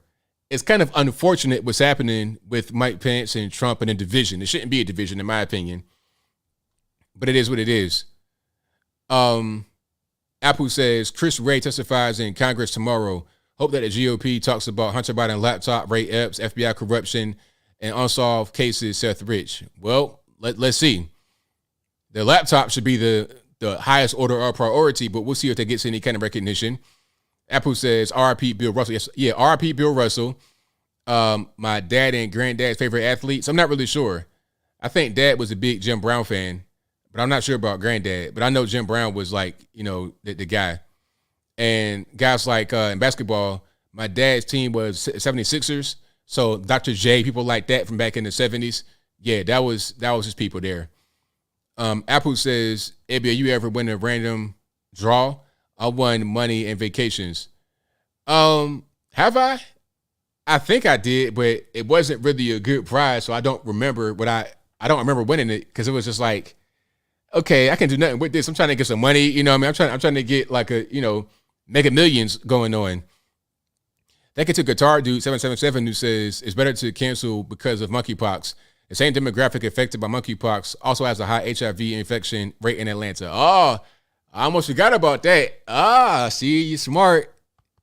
Because I'm thinking, okay, they could have easily gone to a different venue. Midtown is a pretty big concert. Why not just go somewhere else? But monkeypox right now is cracking. And also, here's a fun fact for you guys. 80% of the monkeypox cases in Georgia are black males. Why? Okay, who's in Atlanta a lot? Like a lot. Atlanta is the gay black male mecca, as San Fran is the white male gay, the white male mecca, the white gay male mecca, and San Fran, ATL is a black gay male mecca. That's what's going on. And DC also is a white gay male mecca. Yeah, but ATL is where the black gay males are at. Anyway, and they be right in Midtown, right where the event is going to happen. But that's a different story. Thank you to Guitar Dude again. Oh, I read that one. Thank you to Apple, who says Logan household, Aretha Franklin or Diana Ross. That's a good question. Probably Aretha. I like Diana too, though. And Tracy Ellis Ross as well. Shout out to her. Thank you to Leo Mazzina, who says, ABL, remember the movie Stop or My Mom Will Shoot? Is with Estelle Getty and Sly Stallone. I've not seen that. I think I heard about that, but I've not ever seen that, so I don't know. Okay, let me see. Apple also says, Logan Family Barbecue, does your family play horseshoes or beanbag toss or potato sack races? How about lawn bowling or croquet? Water balloon fights? Water balloon fights, of course. I have done a potato sack race before.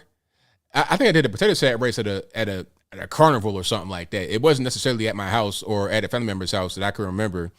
Beanbag toss, I've done all that, yeah. What they call that? What's that game with I forgot what it's called. You toss in the bag into the little board. I don't know what that is, but I've played that before too. But I've not played it a lot, obviously, because I don't know what it's called. Apple also says, God liberate J6 MAGA from DC jail solitary. Georgia Pete says, sorry, ABL, can't watch all your show. You're great, and my chat friends.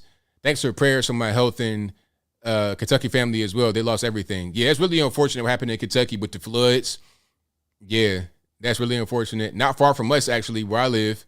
It's probably about maybe 3 hours away from where I live right now, up in the mountains. Yeah, really unfortunate. Thank you to Valley Rogers, who says, you shut my arm off. Thank you to Kevin N, who says, ABL's the man. Thank you. Hold on. Thank you to Pop Onaya Shelley, who says, Professor Chump, nutty professor looking dude. Are you talking about the person from the video? Yeah, it was crazy. Ely Mistel.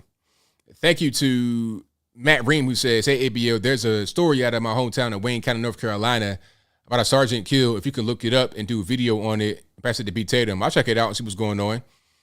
Thank you to Matthew Phillips, who says, I'd argue Biden would have heard that comment from someone like Charlamagne the God, except Charlamagne got embarrassed being told that to his face by a white man in public. Yeah, Charlamagne could have said something like that to him, but I don't think it was him. I think that it was somebody that is in his inner circle in D.C., like a Simone Sanders or somebody else.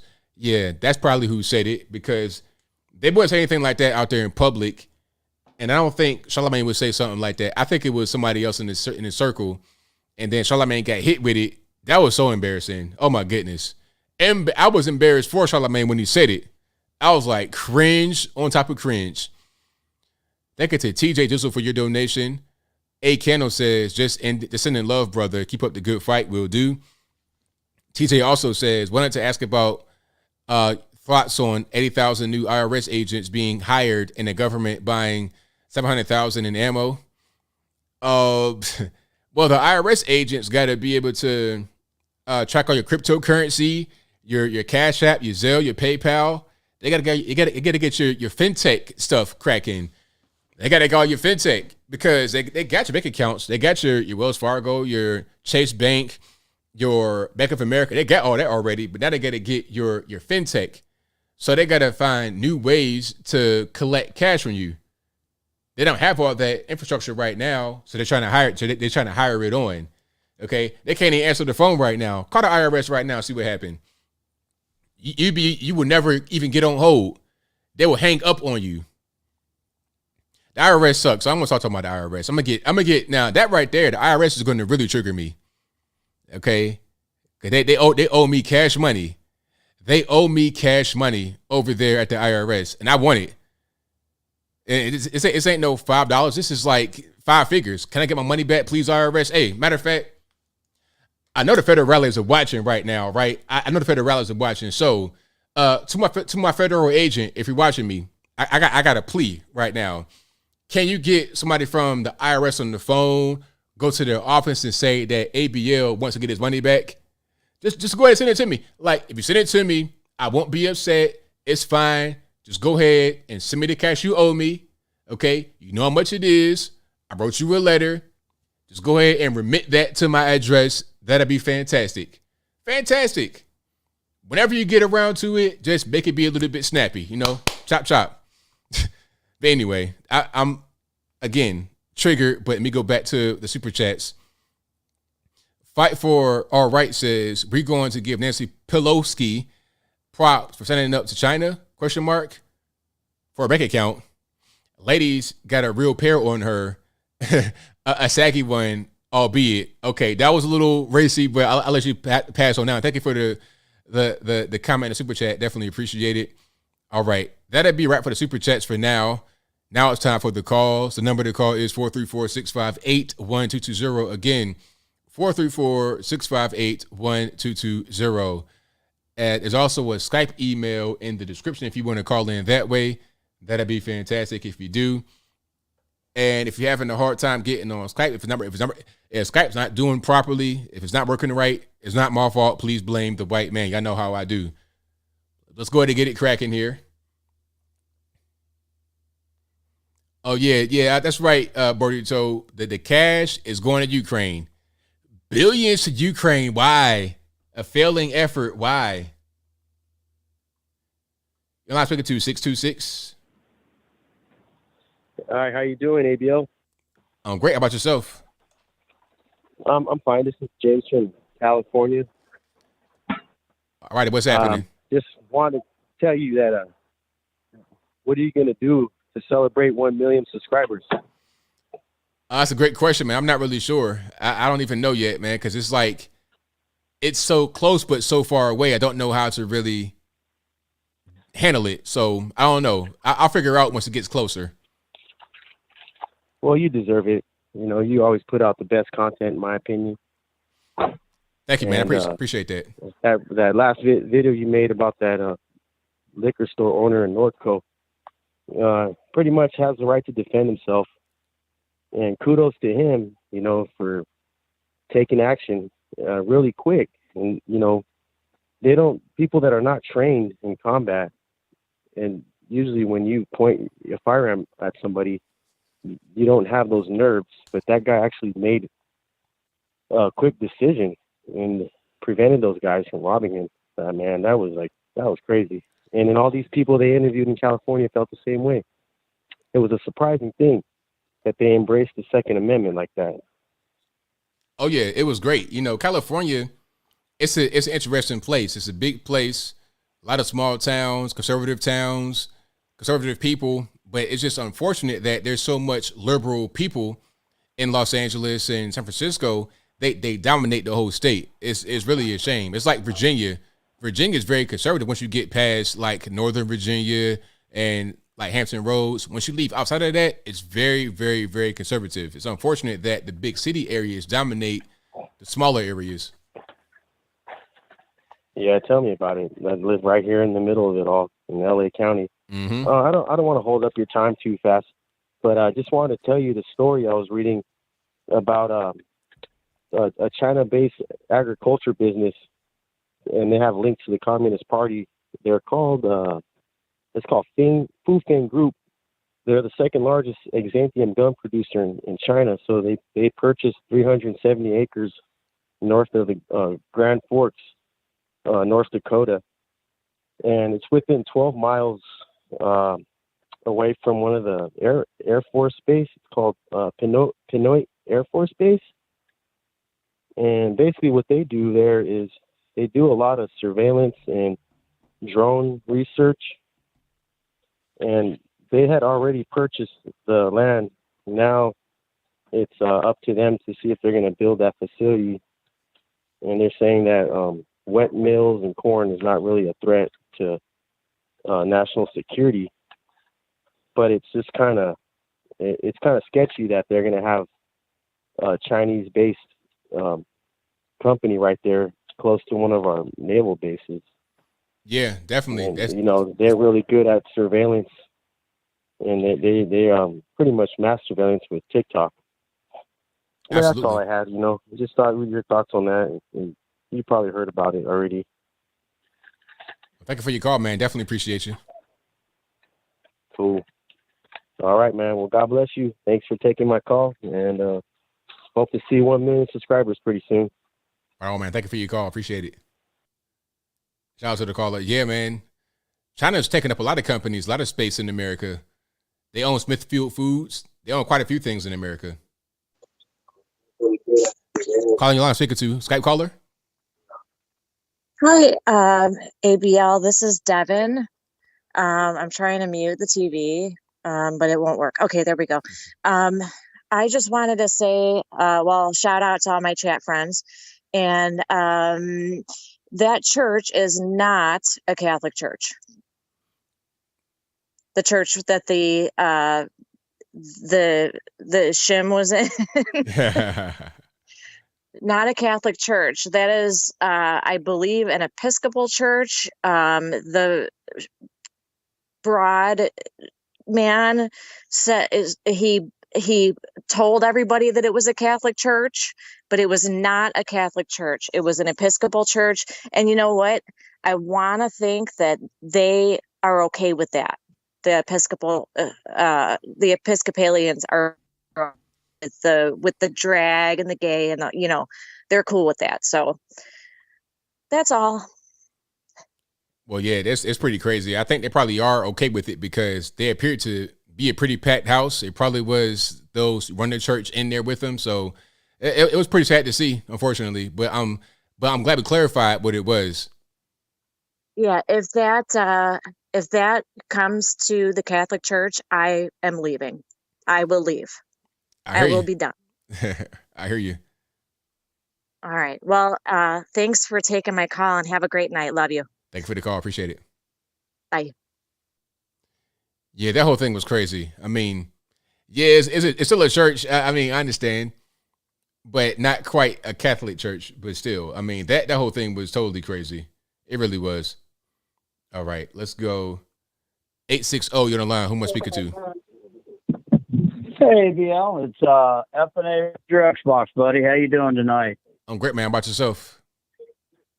Well, that's a loaded question these days. I've seen a lot of disturbing things, but I'd like to correct you on a few things that you said earlier tonight. Okay. And I know you just misspoke. John McCain almost became a North Vietnamese ace from the number of American aircraft he destroyed, but he didn't shoot anybody. That was that was Dick Cheney. Yeah. You can only shoot a hunting dog in the butt so many times, and he won't want to go hunting anymore. I don't think you can find a lawyer in Texas that wants to go hunting with Dick. Yeah, not at all. But that was that. But the reason why Nancy Pelosi went to Taiwan was because her and her husband invested in some chips, and then they took a beating there. So I believe this little trip is to stir the pot to get the chip market booming so they can sell out and make a killing again, because that's a Nancy Pelosi way. It's all about me. To heck with you. Y'all can get the crumbs out of our garbage can. You're not worthy. But, yeah. And then there's that democratic justice. You can be high, drunk, racing, and total two cars and injure somebody, but it's okay. You're a Democrat. You can do whatever you want. It's totally fine. It's crazy. Yeah, it is. And I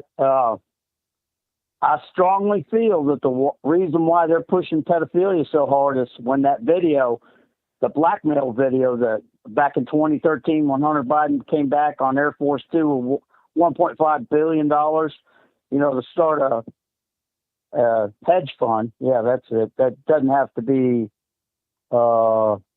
recorded so well as like the other hedge. Some special hedge fund that, Democrat only, like the DUIs for Democrats only. But they made a blackmail sex tape of him with underage girl.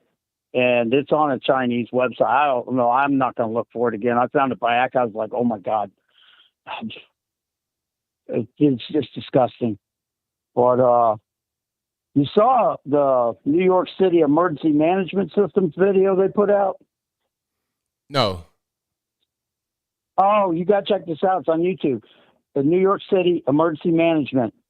What to do in case of a nuclear war. And the woman's first sentence is, it doesn't matter how or why it started.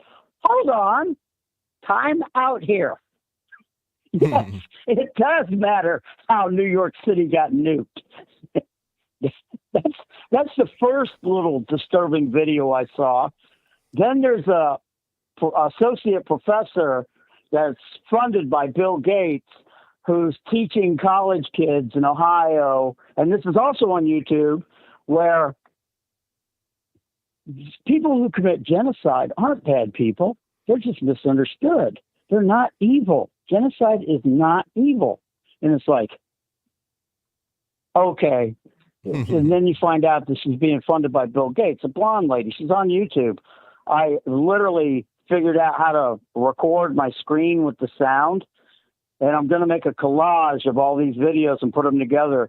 And I'll send you the link when I'm done. And in my subject, I'll put F&A Ranger Xbox, so you know who it's from, because I use my real name email when I do that to you.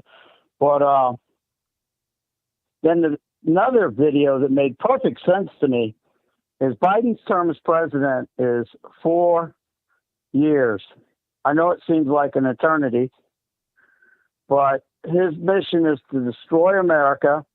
And if you look at all the countries that made their troops get vaccinated, they're all NATO countries. They're the only ones. And in about 3 years, I was watching this black gentleman's video, and it made a lot of sense that in 3 years, the myocarditis and this white fibrous stuff that the morticians are starting to find in the bodies of people that have been vaccinated. Yeah. It's clogging up their veins. Mm-hmm. That our soldiers in 3 years are going to die. And I remember all Chinese ships are dual purpose to carry troops and military equipment. They're built that way specifically. They could land 1 million men on the west coast of America without a problem. But it's just I feel like I'm standing outside the funeral home, and I just don't want to go in and look at the body. You know what I mean? Yeah. But on a lighter note, and I'll close with this, I've often said that I'd much rather see a young brother, well-dressed, well-spoken, well-educated, gainfully employed, you know what I'm saying, rather than gangbanging and stuff. This is to the young man. Mojo Grip is his YouTube channel. He became a millionaire he used to love playing video games on his phone. Then he started creating video games for the phone, games on the phone. And he owns an aircraft company now. He's built a couple of kit planes, licensed pilot. I showed my son, I said, look, see this young man here? This is what he did. You can do it too. And I just wanted to throw that out as inspiration. Mojo Grip.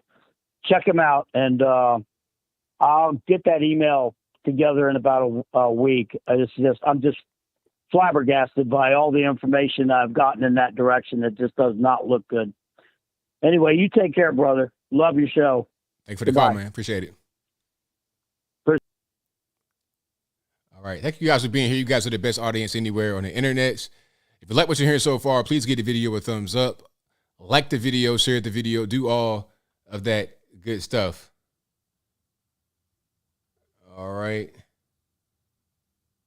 So let's go. 470, you on the line. I'm speaking to. Oh, hey, ABL. Hey, it's Greg from Atlanta. How are you doing, sir? I'm well. About yourself? Pretty good, especially the bad drivers in the traffic, like you were talking about earlier. Yeah, that's definitely an issue all the time. Oh, my God. The worst traffic is actually on Buford Highway. It's right after you get on the off Linux Road going to Buford Highway towards 285. It's a madhouse. Yeah, I've been over there before. A couple miles beyond that. Yeah, it's pretty. I've been over there before. It's pretty rough. Yeah, man, I was driving there on Sunday, and some idiot had his left leg out the driver door, the window down.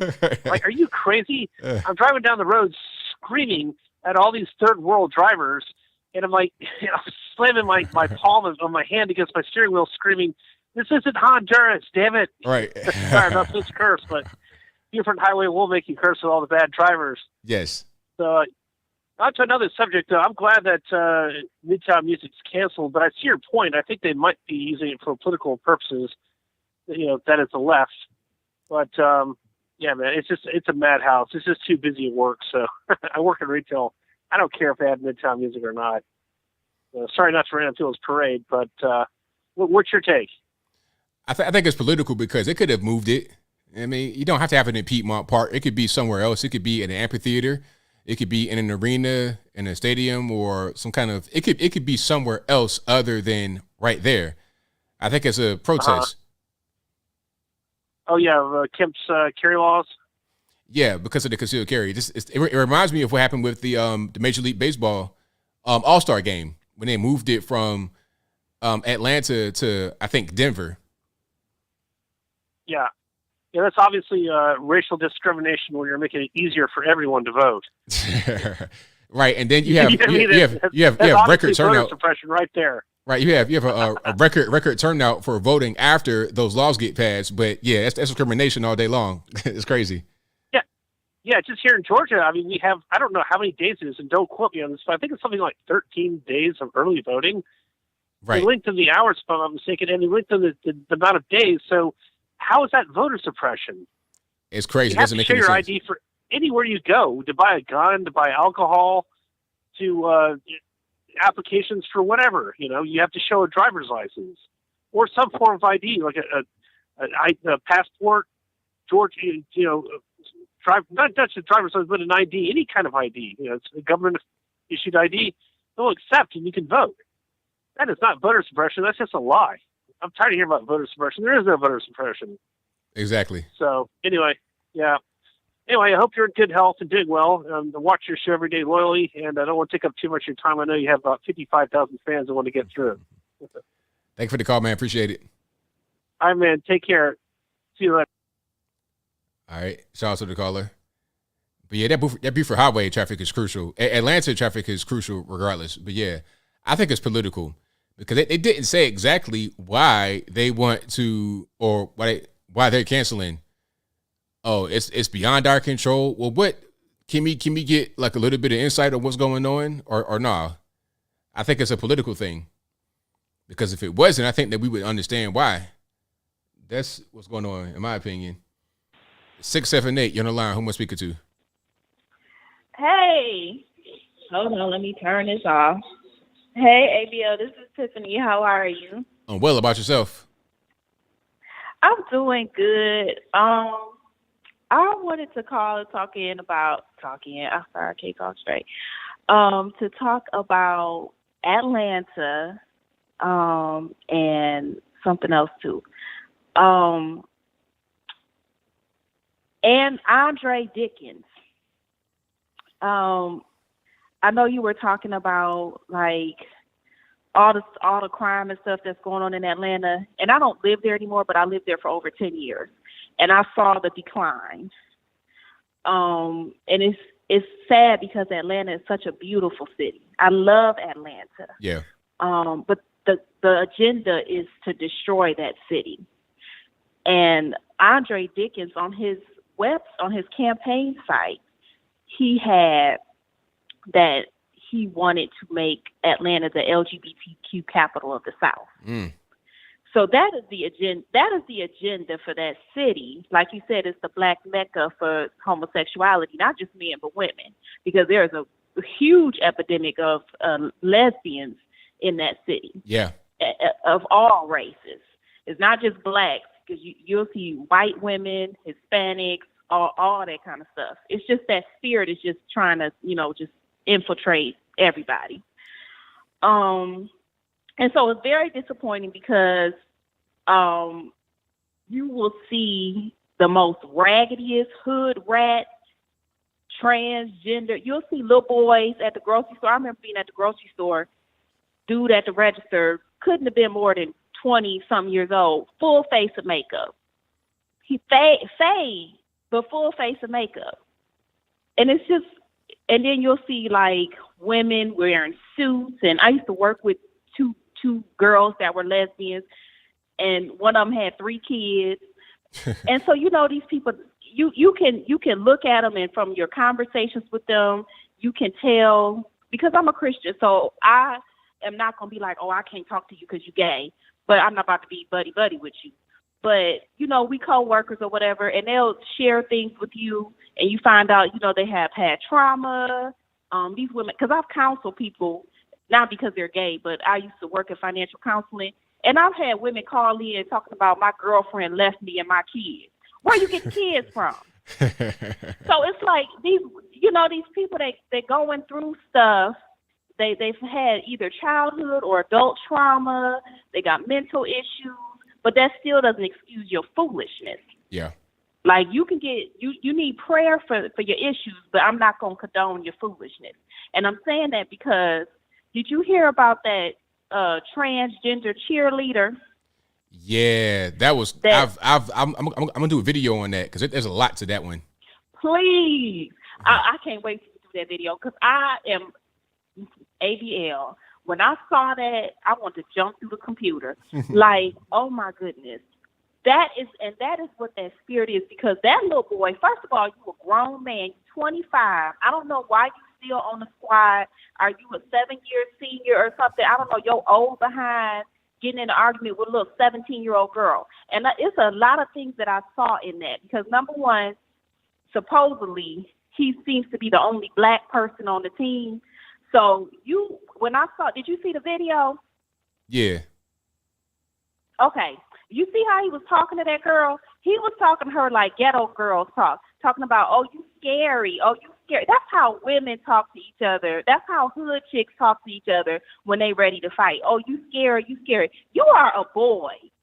You're not even a boy. You're a man. Why are you talking to her like you're some little teenage girl and bringing all the other little girls around? And this is what I saw. I said, number one, you wouldn't have did that if you was dealing with some real hood chicks. Nah. Because real hood chicks would have been ready to fight you back. Instantly. Boy or girl. Yeah. So you just doing that because of the environment you're in. I'm not saying white girls can't fight nothing. Please don't nobody.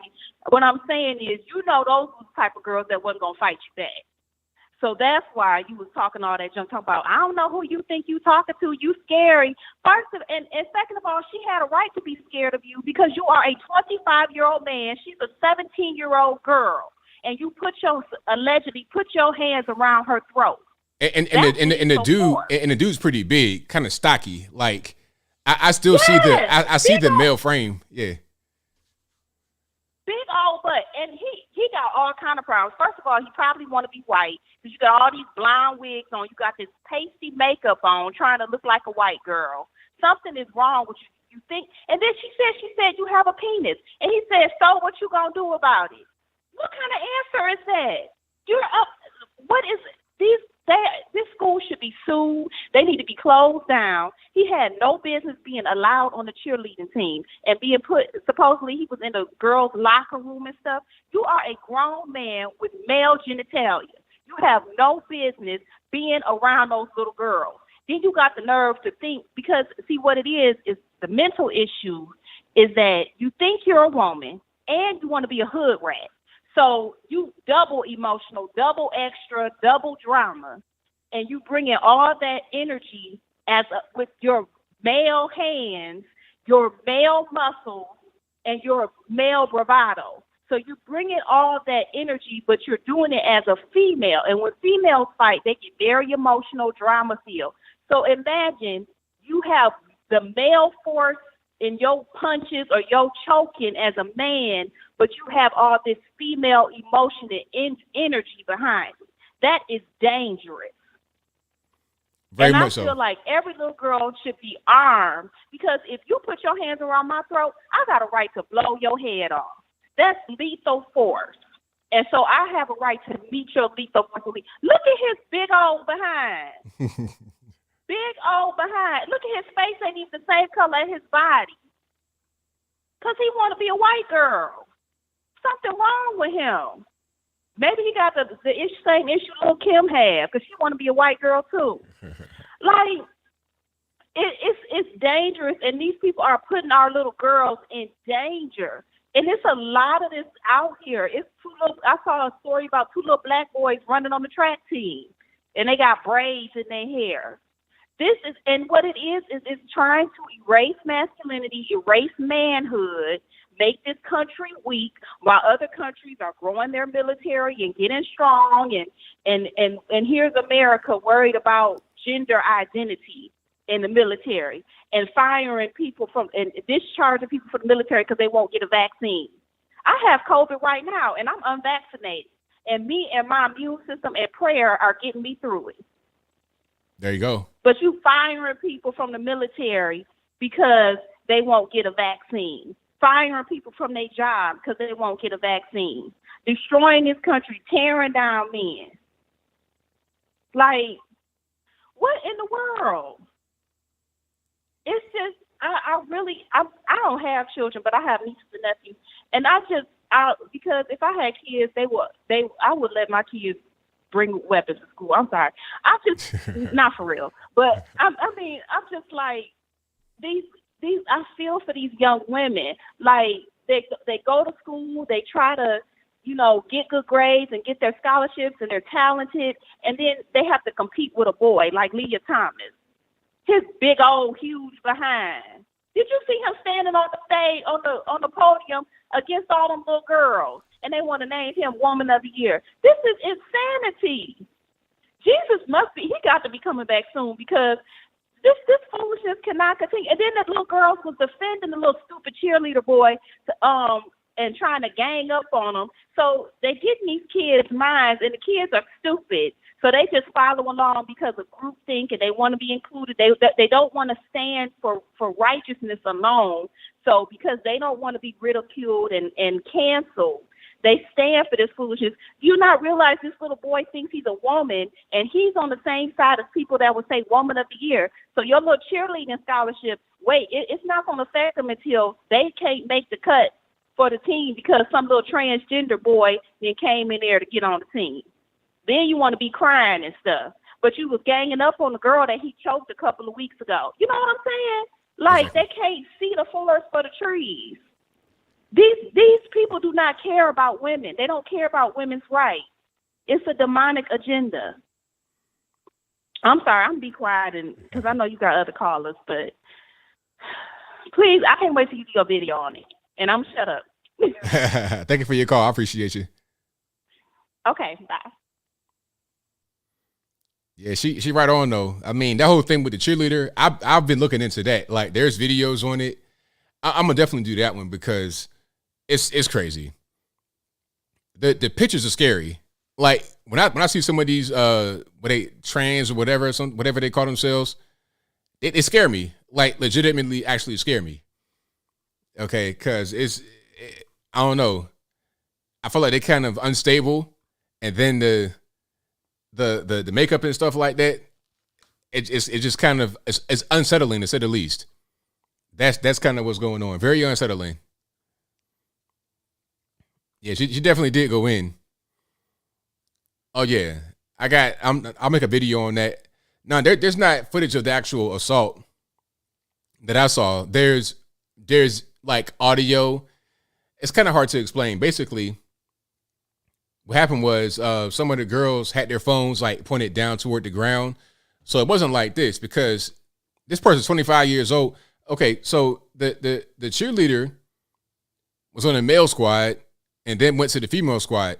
And these girls are pretty young, small white girls. They're not thinking about fighting like how a lot of these hood black girls are. Not to be racist, but that's just kind of what happens. These are not hood white girls. These are like regular Kayleys. You understand? Shout out to Coach Greg Adams for that one. But I think one of the girls' name was literally Kaylee. For real. Like, these are like regular, meatball, pawpaw type people. But anyway, they had their phone pointed toward the ground. They didn't want to have it like this to film her. This is after the whole situation was going on. So all you see was like their feet, and you hear the voice of the person. And of course, the voice is like this big, deep, well, yeah, you know what? Yeah, I still got my thing. What you gonna do about it? I was like, you know what? This is crazy. That person shouldn't be like hanging out in the dorm and around these young girls. This is a 25-year-old black male with a face full of Lil' Kim makeup on. Okay, your face is the color of bamboo. Like, I got a bamboo desk right here. You got a bamboo face with a Mark Henry WWE body. Okay, you got penitentiary tats on your body. You got all kind of stuff going on. Okay, it was a mess. So I've not seen any footage of the actual incident. Maybe that'll come out eventually, but I don't have that. What I have is the girls recording the person kind of going back and forth arguing. Okay, and you're able to hear talking about something. Oh, it was a joke, man. I didn't mean nothing by it. It was crazy. But I mean, this is the kind of madness that you're gonna. And I want to know why this person's even there. Are like, is it a joke to try and be on the girls' team to have access to these girls? That's what it feels like. Okay, that's just what it is. I mean, now how does school justify that? I don't know how school justifies it. I don't really know how to justify it because they probably can't say anything to the person. I guess you could be on the team and not necessarily.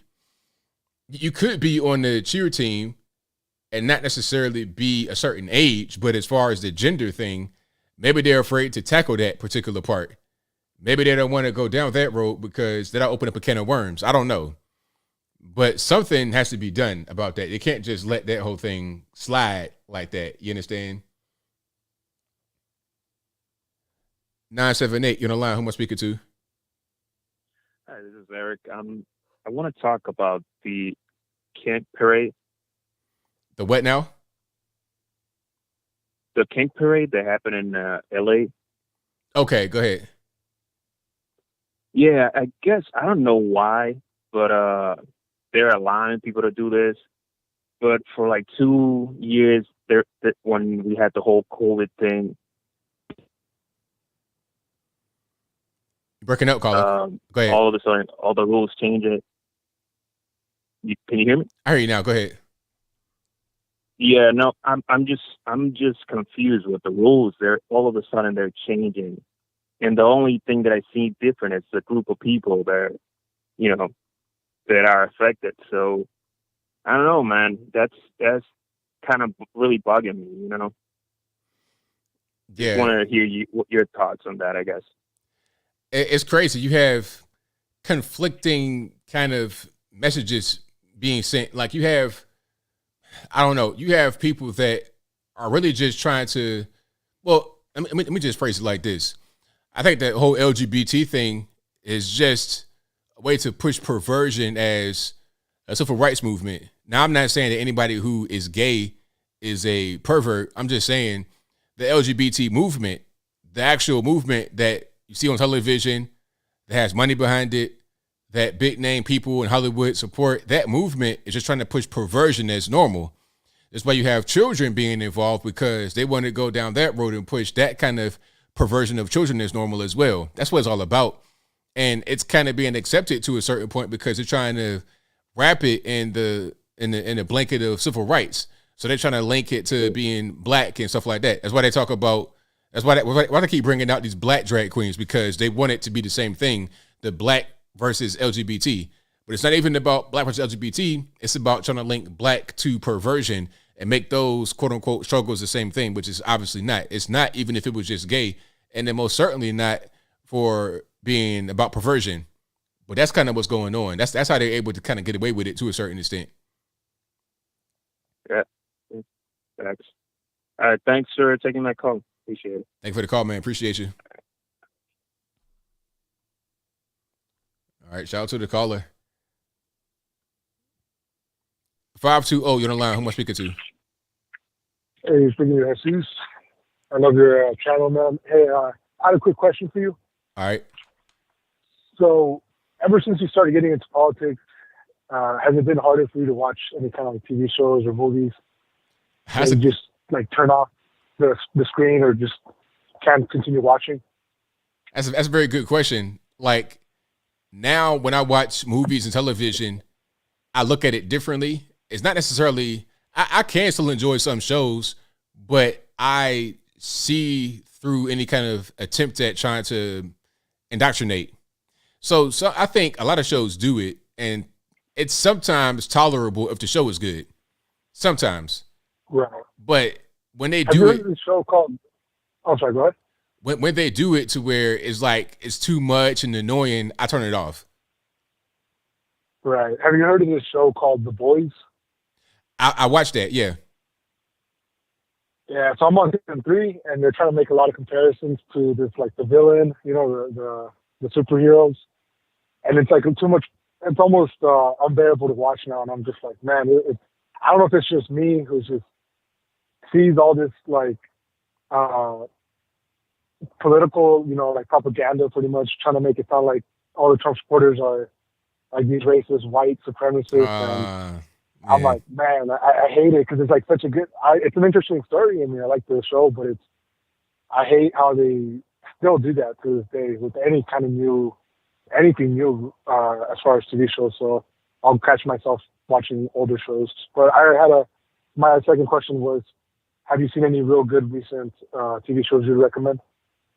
Well, I mean, I was watching The Boys, but I've only seen like the first 3 episodes of it. I just started it, so I've not seen season 3 or anything. Okay. Yeah, I was like, man, this is cool. I like this, like the way it was going, but I kind of, and I, like sometimes I'll see shows like that, and then it'll go down that direction. Then it's like, oh man, this is why I don't really watch TV, because I find one show I want out of the time I do have to watch TV, and it'd be cool for like 5 episodes, and then once I get deeper into it, it just crashes and burns because they put the political stuff into it. It's a shame. I saw this show called Umbrella Academy, I think that's what it's called, on Netflix. And right, it was on Elliot. Yeah, Elliot, right, exactly. First, when I first watched it, it was Ellen. Then they introduced this male character. I'm like, man, you know what? All right, this is getting, I hate when that happens, and it always happens with the new brand of shows, because they get some of these woke writers in there and they get political, and then that's just what it is.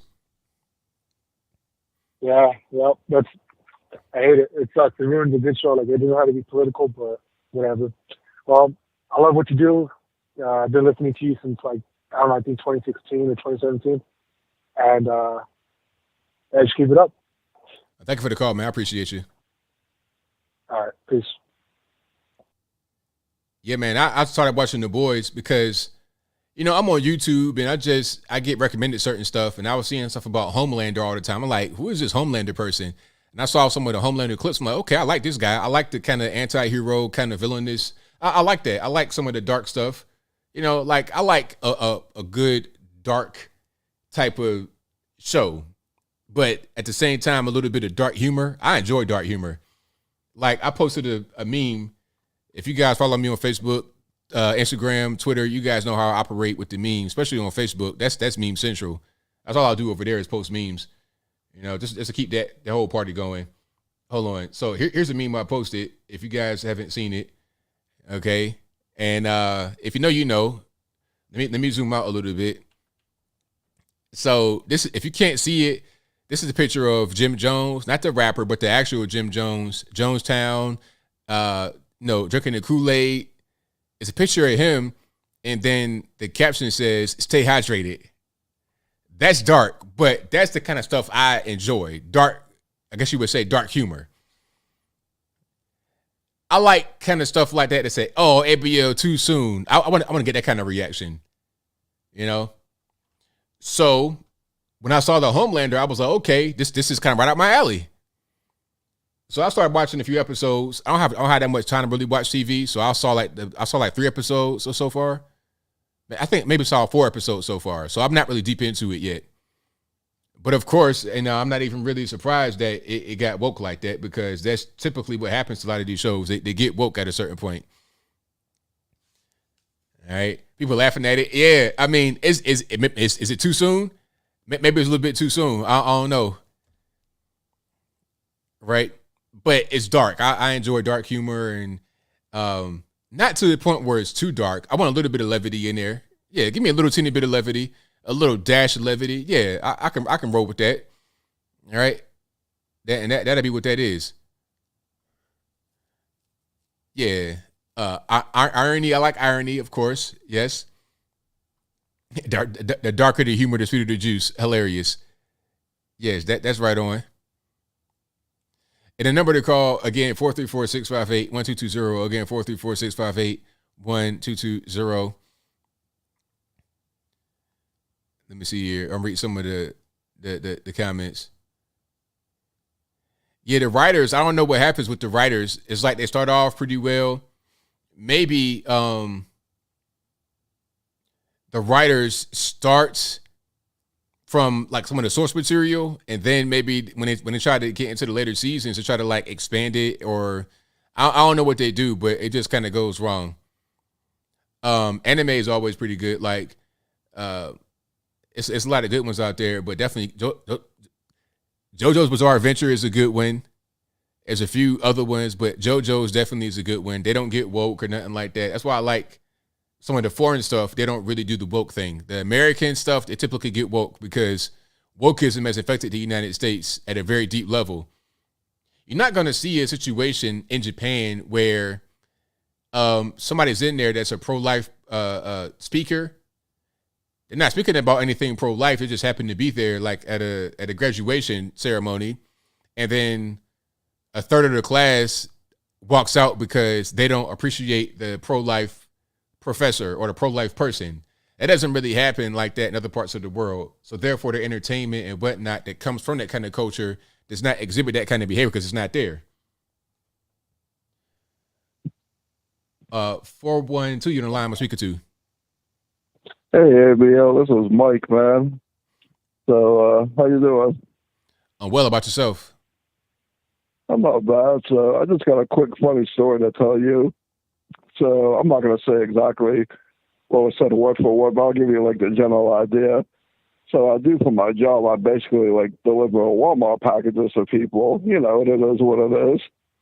And on this one package, it was going to a guy. I'm like, we'll just call him John Doe. And it was a TV, so I brought it up to the TV. Some girl answers the door, and I'm like, oh, I need John Doe for a signature for the item. And she was like, yeah, I'll go get him. Man, when this guy came to the door, it was a trans. Oh, and I was like, oh, crap, like, what do I say? I was like, oh, I have a delivery for you. I just need a signature and an ID check to make sure it's you. But it was just so awkward because he was trying to like portray himself as a female, but his identification still said male. And I don't know what to do at that point. I was just like, have a good day, sir. Like, just a like natural reaction. And I just left. That's all I wanted to say, man. I just wanted to share that story. Well, thank you for your call, man. That was a fantastic story, man. Appreciate that. All right, man. Have a good one. All right, now. Yeah, that's crazy. That's a wild story. It's like, okay, you coming up there, you talking about something, hey, can I see your ID? And you got the ID. You got Billy Bob Thornton on the ID. Right in front of you, you got Dolly Parton. So it's like, who?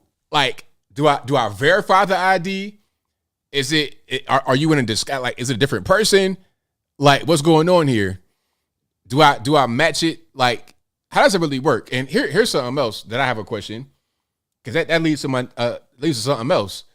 If you are going to a bar and you get carded, and in your ID you were a boy, but now you identify as a girl and it don't match, how does that really work? How does that conversation go down? I don't understand. 918, you know, line, who am I speaking to? Hey, what's up, ABL? It's JB Scott from Oklahoma. How you doing, buddy? I'm well, man. How about yourself? Hey, I'm good. Yeah, great show tonight, man. Yeah, great calls, too. I wanted to just comment on that one guy from MSNBC, the guy that has like a giant Q-tip on the top of his head for hair. I can't remember his name exactly. But what he said about Herschel Walker, I mean, I'm white, and that offended me because I've been a fan of Herschel Walker since I was a little kid. And I'm 42 years old. And I watched Herschel. He was on one of the seasons of Celebrity Apprentice. You know, and him and Trump are actually really good friends. I mean, my God, they used to take their kids to Disneyland together and just hang out, you know. So he is not compromised in any way. And when that guy said that about him, that got me triggered, you know. And no, Herschel Walker is a man of a great man. He has been his whole life. He's just a great American. Exactly. So, Yeah, I agree. yeah. That was the main thing I wanted to say. About television nowadays, yeah, I can't even watch any of these new shows anymore. They're just, and the commercials, like someone in the chat was saying, the commercials are just so bad now. Oh yeah, they're terrible. I mean, oh yeah, I mean, I can't remember the last time I saw like a same sex or a same race couple in a commercial. It's right. I mean, it's not. It's like, why do they have to try so hard to make everything so diverse? It's like, it's so diverse that it's not even believable anymore. I mean, come on, guys.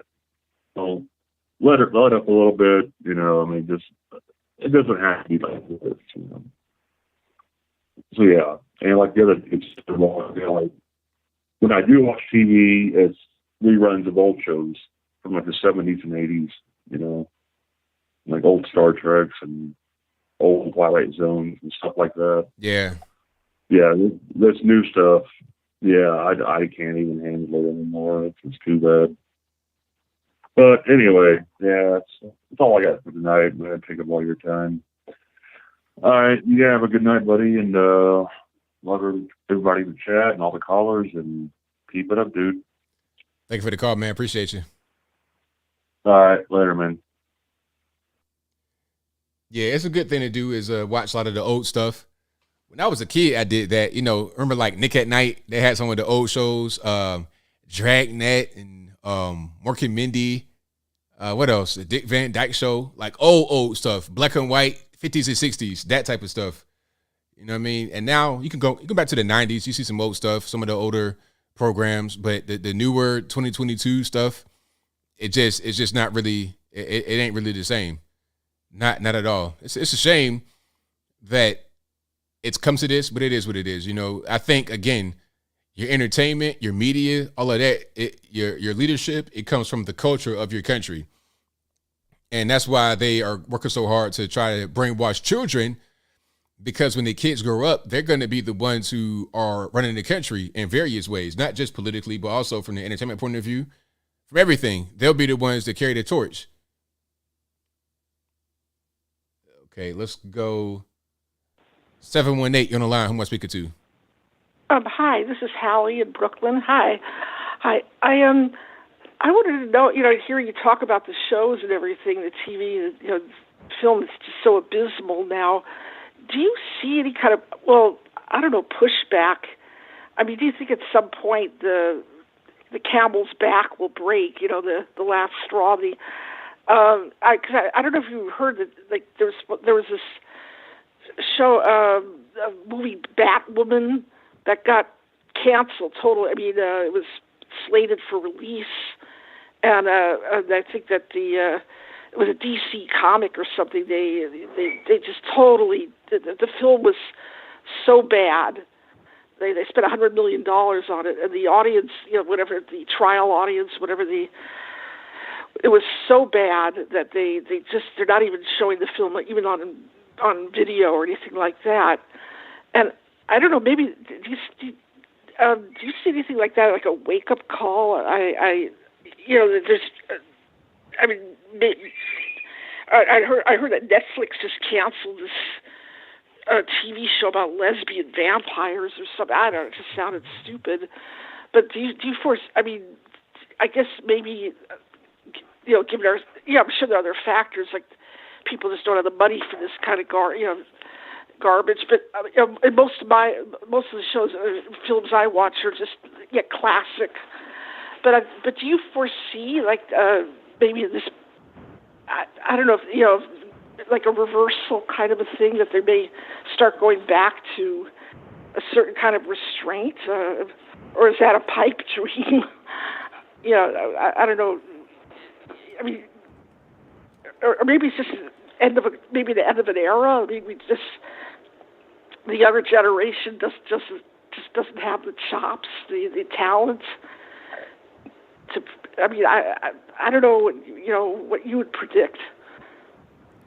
Well, I think that at a certain point, if they want to continue to make money in the music in the movie industry, and music as well, they're gonna have to do a different. They had to go a different direction because that Batgirl movie got canceled. They spent $100 million into it. Like the movie's already complete, it's already done, but it performed so well. It performed so poorly, pardon me, in front of the test audiences. They just refused to release it. So they can't keep losing money like that. They have to produce things that people like at a certain point. So, yeah. I mean, I don't know if it's a wake-up call. I was following with certain interest. You probably heard that Lord of the Rings spinoff. I wrote it in the comments thing. I was just curious your thought. You know, I'm sure you've heard that was it Rings of Power, and there, you know, it got a lot of backlash from the Tolkien fans. I'm not a Tolkien fan. I mean, I read the book, I saw the movies. But I was reading. I don't know why I have a certain fascination with this. Maybe it's like watching a gladiator sport, but watching the people tear apart this series. And Amazon's producing it. I don't. Do you think it would be I don't know. I don't know if you have any interest in seeing it. What the, do you think it's going to bomb, or maybe start out with a bang but end with a whimper, or I mean I don't know. I mean you know about the show, right? I'm sure you do. But I don't know if you've been following any of the criticism as avidly, because to me it just represents something. I think they are on the defensive now. These companies, Amazon, Netflix, the studios, Disney especially. Wow, they're really being crucified, and I think rightly so. For just putting out this politically, this garbage. But do you think it would be a wake-up call for them somewhere along the line? I mean, how much money do they have to lose? It should be a wake-up call pretty soon because they keep losing money. At a certain point, it won't make any sense for them to continue. So it's got to be a wake-up call. Yeah.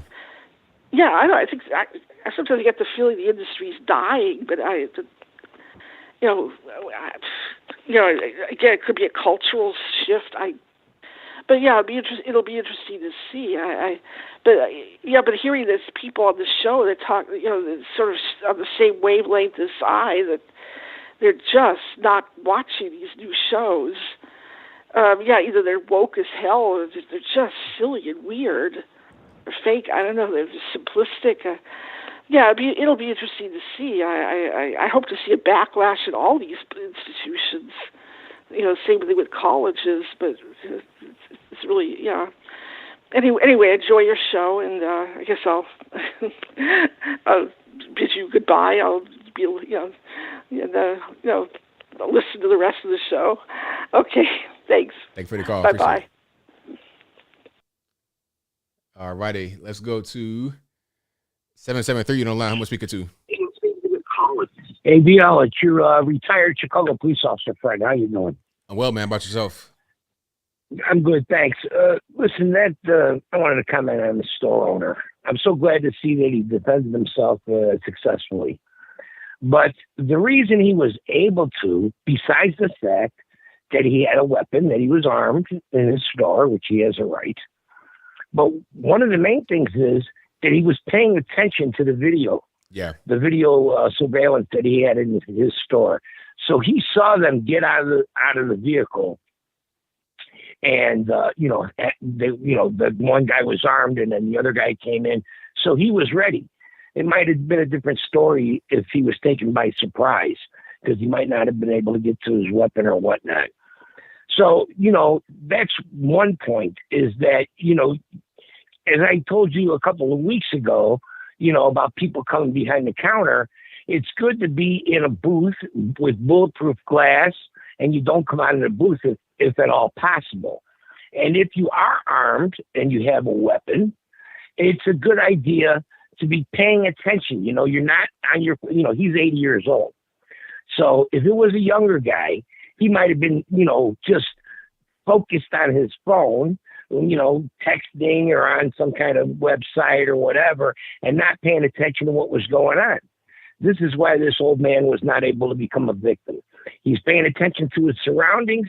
He knows he's at work, even though it's his store. He knows he's at work, and he's paying attention to what was going on. The other thing is, we're going to see what kind of penalty that these young thugs get.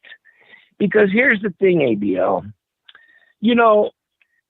not everybody is perfect, and they might have a lapse in judgment at one time or another.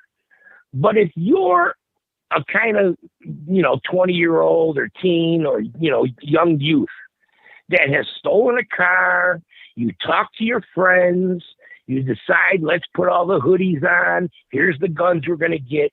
When you think about it to that extent and then carry it out, you're, you have a criminal mind. And you're somebody that has no respect for other people, has no respect for people's property, has no respect for, boundaries. They let these kids out thinking, well, they could change their ways. And, oh, my son just had a lapse in judgment, let him go. Or, give them a few months in juvie or give them a few months in jail or even a year in jail. Then they're back out right away. These are repeat offenders. When you're to the point where you're pointing a gun, whether it's an airsoft or a real gun, it doesn't matter to the police or to the courts if it's an airsoft gun or a real gun, because you gave the intention that this is a real gun and my life is in danger. It gave that old man a right to shoot and even kill that guy, that kid. It's just, and I'm so glad that the news media in that story allowed the his regular customers to voice their opinion, because those are the opinions of real people, as you like to say, the normies on the street, is that this crime has gotten out of hand and, we have a right to defend themselves and everything else. Because what happens is the left has infiltrated the schools. And once you infiltrate the schools and the colleges, those people get out into the workforce. And those leftist opinions, they go into the trades, the news trade and reporting. Those go into the workplace that these young minds go into. And most news places would not let those voices be heard. What voices do they want? The voices like The View. Oh, we need to stop the gun violence. We need to stop this. And when the news media over and over and over again show the few times the police mess up and the few times that, certain things happen, instead of showing all those times, you can look online and you could find hundreds of videos where people successfully defended themselves because they were armed. Just like the guy in the church, like you said, that guy came into the church, the security guard saw him in the church, bam, one shot, put him down, he's dead. Instead of a story of a guy goes into a church and kills 14 people. You see, good thing that guy was armed. When I was in the police academy, they used to tell this one story where there was a sheriff that went to church and did not bring his firearm. And somebody came into the church and killed a bunch of people, including his child. Because why? Because he chose not to carry his legal firearm, and he was authorized to carry it as being a sheriff. But he went to the church without it, and he regrets it to this day, because maybe I could have stopped him from either killing my child or the other parishioners around me. They don't like to tell that story, ABL, because they don't want you armed. They don't want you armed. They want to tell the horror stories of what happens when people are armed and, little kids get their dad's gun and shoot themselves. Yes, that happens, but that happens because people are irresponsible and whatnot. But many, many times, because people are armed, they're able to successfully defend themselves, and they're not a victim. And the fact that these leftists have gotten into our schools, and I watched that thing with the Russian KGB agent, about it takes 20 years. You mentioned it last week. I watched it once before, and I updated it and watched it again. That it takes 20 years to change people's minds, because you get these leftist ideas in the schools, and young minds are influenced by those leftist ideas. Then they go out into the workforce, and it spreads. It spreads, and then whoever is in control of the news is in control of the attitude. Because your opinion, in the opinion of those people, you're just a Republican, you're a conservative, you're Fox News talking points, or you're just, that's what they want to belittle your opinion and make it seem like you're a nut. Instead of, oh, you got to love everybody and put rose-colored glasses on. The world is not like that. Believe me, when I was in the ghetto, a lot of those people that live there, the majority of people in those communities are good people that like to see the police because they're victimized. Those were the ones that were victimized.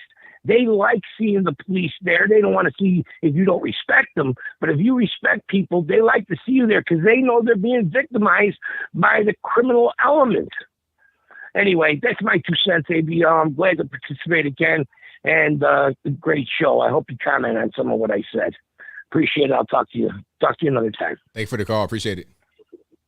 Thank you. Now, that was a great call from a retired Chicago police officer friend. But one thing he said that really stood out to me was about how the people in these communities, a lot of these low-income, bad communities, whatever you want to call them, they want the police. They need the police presence there. They got to have it because without the police presence, what are they going to do? The criminals are going to just terrorize. You got old ladies there, 80-year-old ladies in the hood sitting on their porch just being terrorized by these people. They got to have it. So the narrative from the mainstream media is simply false. It's just not reality. 559 on the line. Who am I speaking to? ABL, Patrick from California. How's it going? Everything's all right, man. How about yourself? Hey, good, man. Just want to talk about Gavin Newsom. He's been in the news a lot lately, the last several days. And he's got his $2 billion tax break that he's incentivizing, trying to pass with a state bill with the Hollywood movie unions, basically incentivizing, I guess, the entire movie industry across the whole United States to come to California for a $2 billion tax break over Roe v. Wade. And he's especially concentrating that with Florida, Texas, and Georgia. And he's stating, well, if you have a political view that is, towards abortion and you don't agree with pro-life, then come to California and we'll give you millions of dollars in tax breaks. Well, I just was wondering what your take was on that. It's all politics. It's a political move, just trying to capitalize on what's going on right now with Roe v. Wade. And also maybe he's trying to like make himself be more popular to get a better position, trying to run for president in 2024, because his name has been kind of out there about potential candidates to run for president, along with the brilliant, the illustrious, the all-knowing AOC. They want to put her out there. So, I mean, I think it's it's really to just try to bolster his name up and also just trying to capitalize on things that are going on right now politically. I really think so. Did you see that LA Magazine article by chance? How his head guy for the water utilities quit, and he cited his reasoning for quitting was that basically Gavin Newsom is a fascist and he is totally mishandling the water crisis in California, and he won't do anything about 1 million customers having like traces of arsenic in their water, and that he basically isn't allowed to do anything about it because of Gavin Newsom, and that it's just a crisis that is continuing to get worse and worse. Wow. That's deep. I didn't even see that. That's crazy. But I mean, I'm not surprised. And, and a guy like me to not see it, they must really be trying to hide it. And, of course they do hide certain things like that in the media that won't make the nightly news at all nationally. And you got to go try to dig it out and find it, which is a big part of the reason why people don't trust the media anymore. Because that's a really important story. That's something that people should know about, not just in California, but nationwide. especially since Gavin wants to become the president. He must run for president possibly in 2024. I should know about something like that. So yeah, that's crazy. What do you think his odds are winning for the presidential race and I guess just the Democratic ticket for 2024? Do you think he has pretty good odds? I think he has pretty good odds because he may not necessarily be polling very well. He's polling like center of it. I think Buttigieg's up there, Kamala Harris, but these people, the Democratic Party knows they got to put somebody that can actually bring some votes. They picked Biden because of the Barack Obama connection. People know him from being Obama's vice president. That's the reason why he was able to get the nomination. Although others probably did better than him, he didn't, perform very well at all during the campaign. It didn't matter. Barack Obama, vice president. Okay, we're going to get Obama 3.0. That's what they thought they was going to get. And with Gavin Newsom, right, they're going to try to appeal to the single moms, to the LGBT, to the far leftists, and they're going to try to get him to capture that particular audience, put a bunch of cash behind him, put big name guys out there like Barack Obama and whatnot, and endorse him, and have and force him down the Democratic Party's throat. That's pretty much what's going on with that. Right, and especially since he's related some way. I think he's like the nephew of Nancy Pelosi. Correct. So, I mean, let's all just, think about that already and how that's going to play out and how everything's already lined up for him with that already in the picture. And so, speaking of Pelosi, I just think it's interesting because I was watching Sky News Australia and they were taking that snippet that you had up of that Fox News article, and they were also elaborating how the judge who was on the bench researching and I guess presiding over the case, they dismissed him and replaced him with a Democrat judge that isn't even like involved with these types of cases, and he has no experience at all whatsoever in these sort of cases and situations and anything else. And it's just interesting to me how, that can happen to somebody like Paul Pelosi, but if you're just a normie and you have a DUI or something like that, you're basically going to the big house and there ain't no questions about it. That's it. You're done. Oh, of course, but we know what's going on. It's just it's a political stuff. You could do whatever you want. Like Hunter Biden, you can smoke crack, you can get money illicitly from other parts of the world through coercion, through political blackmailing. Doesn't matter if you are politically inclined, you're politically tuned in, locked in. You'll be just fine. Right.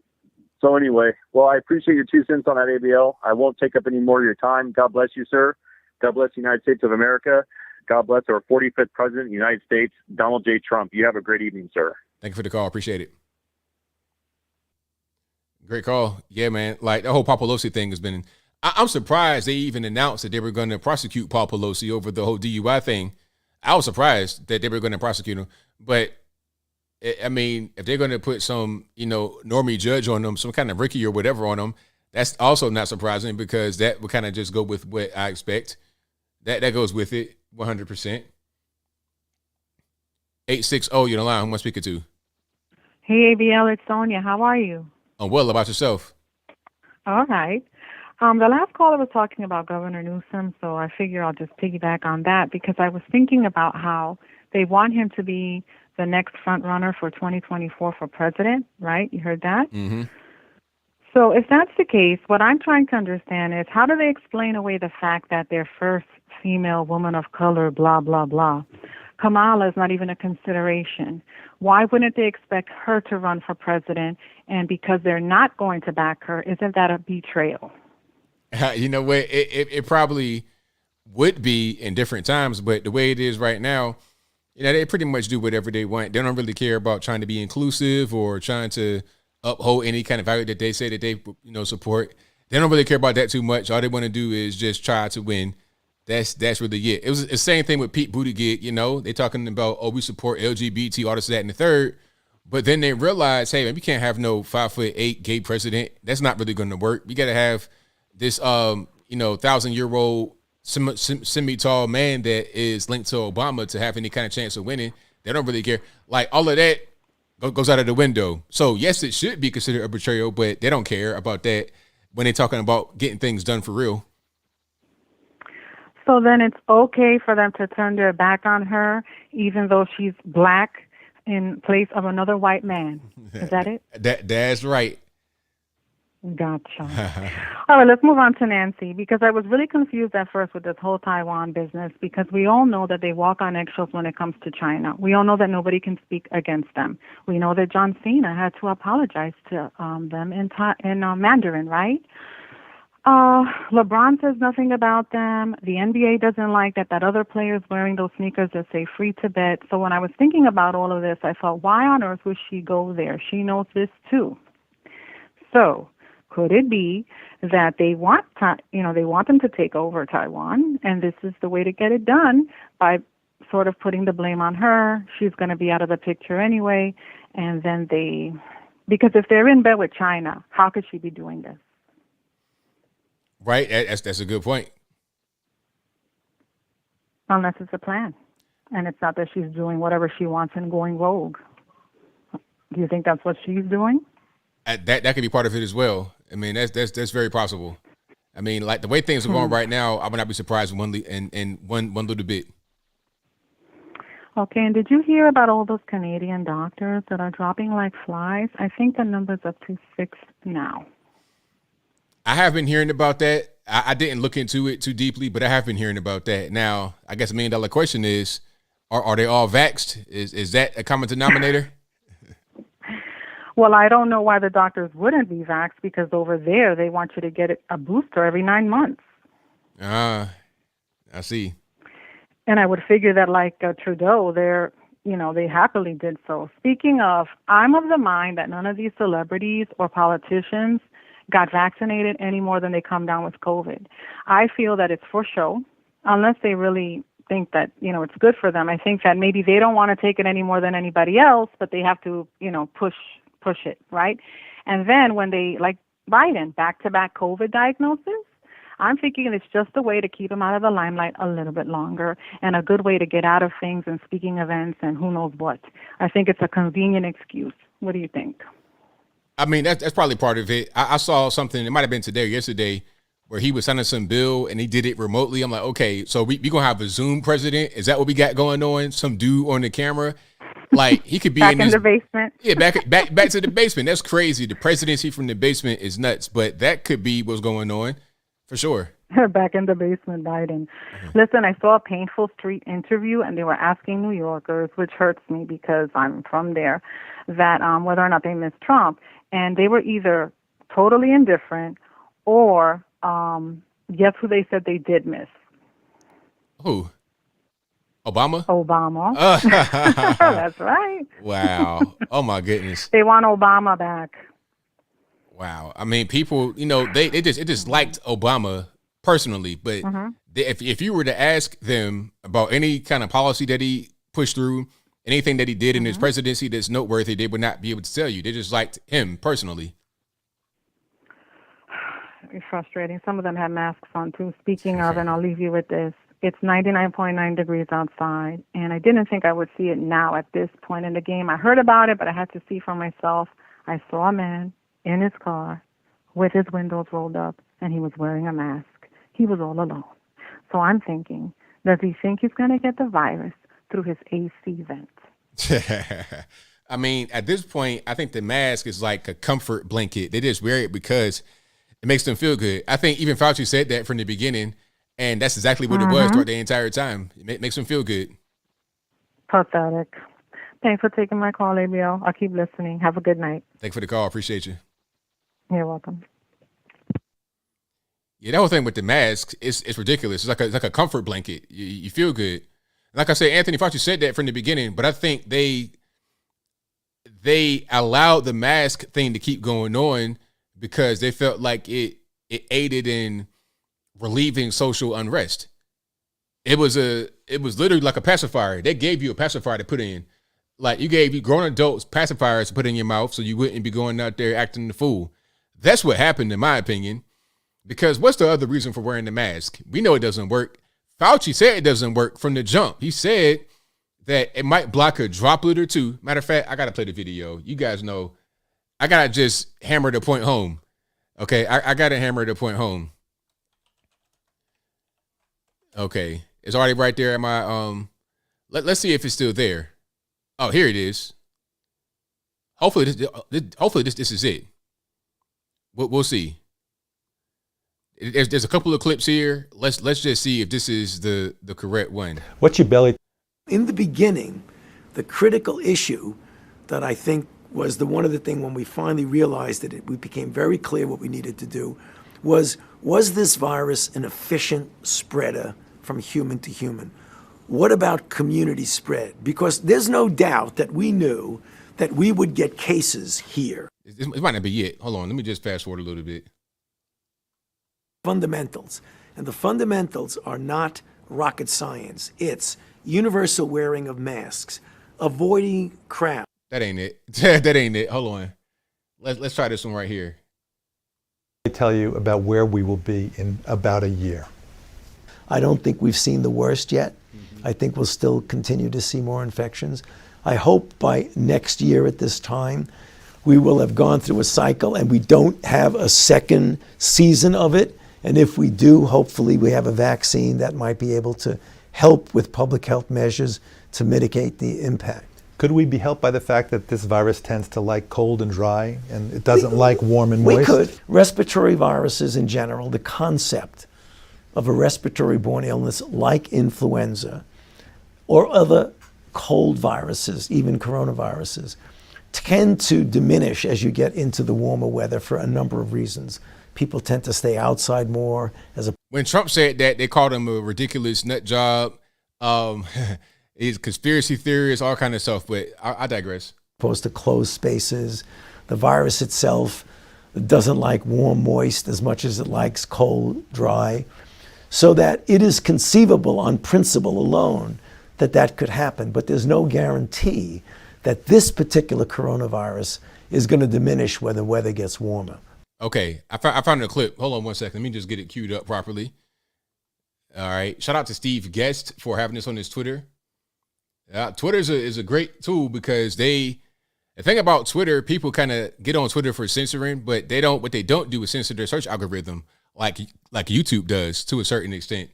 Because I was able to find that Fauci mask clip on YouTube by searching Fauci 60 minutes mask before, but I was not able to find it right there. Is it gone off of YouTube or is it being hidden from the search algorithm? I don't know, but here's the video I'm looking for from Fauci. This is from March 2020, just a little over 2 years ago. There's a lot of confusion among people and misinformation surrounding face masks. Can you discuss that? The masks are important for someone who's infected to prevent them from infecting someone else. Now, when you see people and look at the films in China and South Korea, whatever, everybody's wearing a mask. Right now in the United States, people should not be walking around with masks. You're sure of it? Because people are listening really closely to this. Right now, people should not be walking. There's no reason to be walking around with a mask.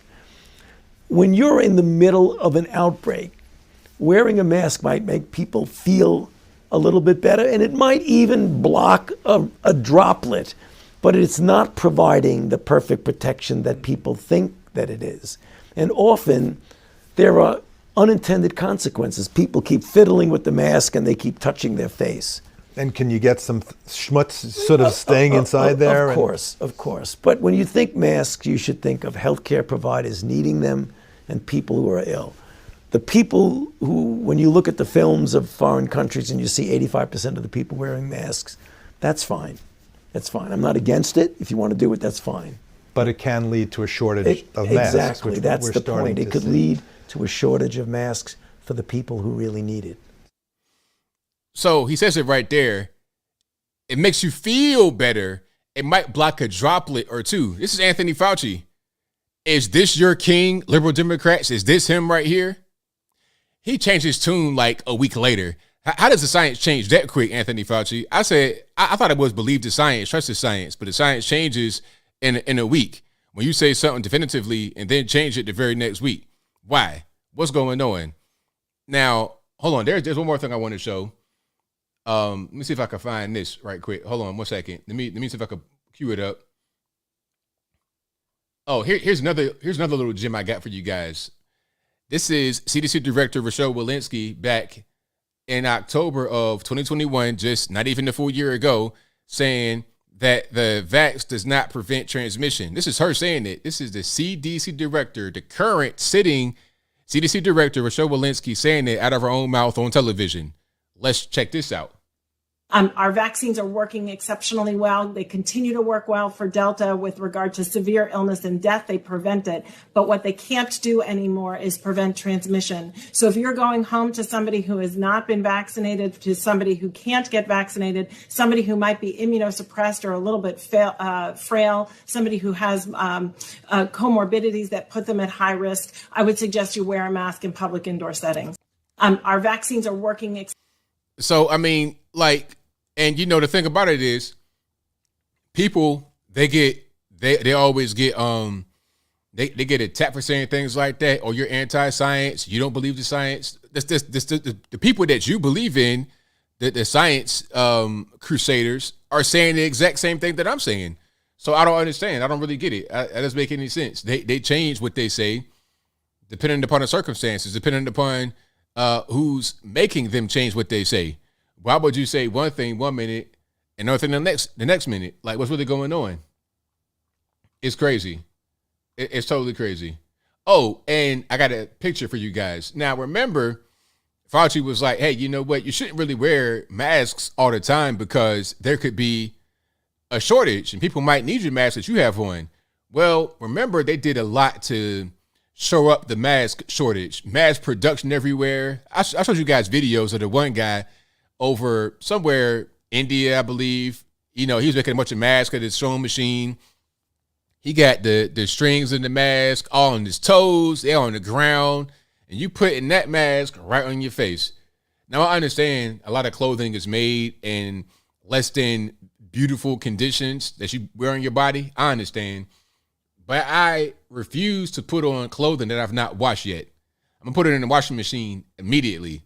Okay, especially like underwear, socks, drawers. Oh, yeah, ASAP. That's going in the washing machine.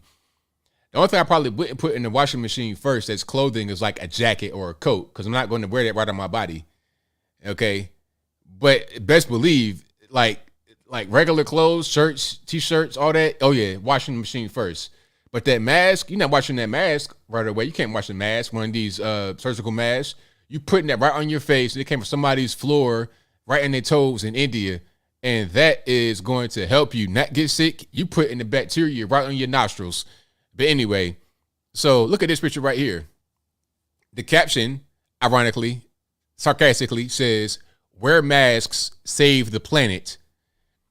Look at this landfill full of masks. Chopped to the brim, mask.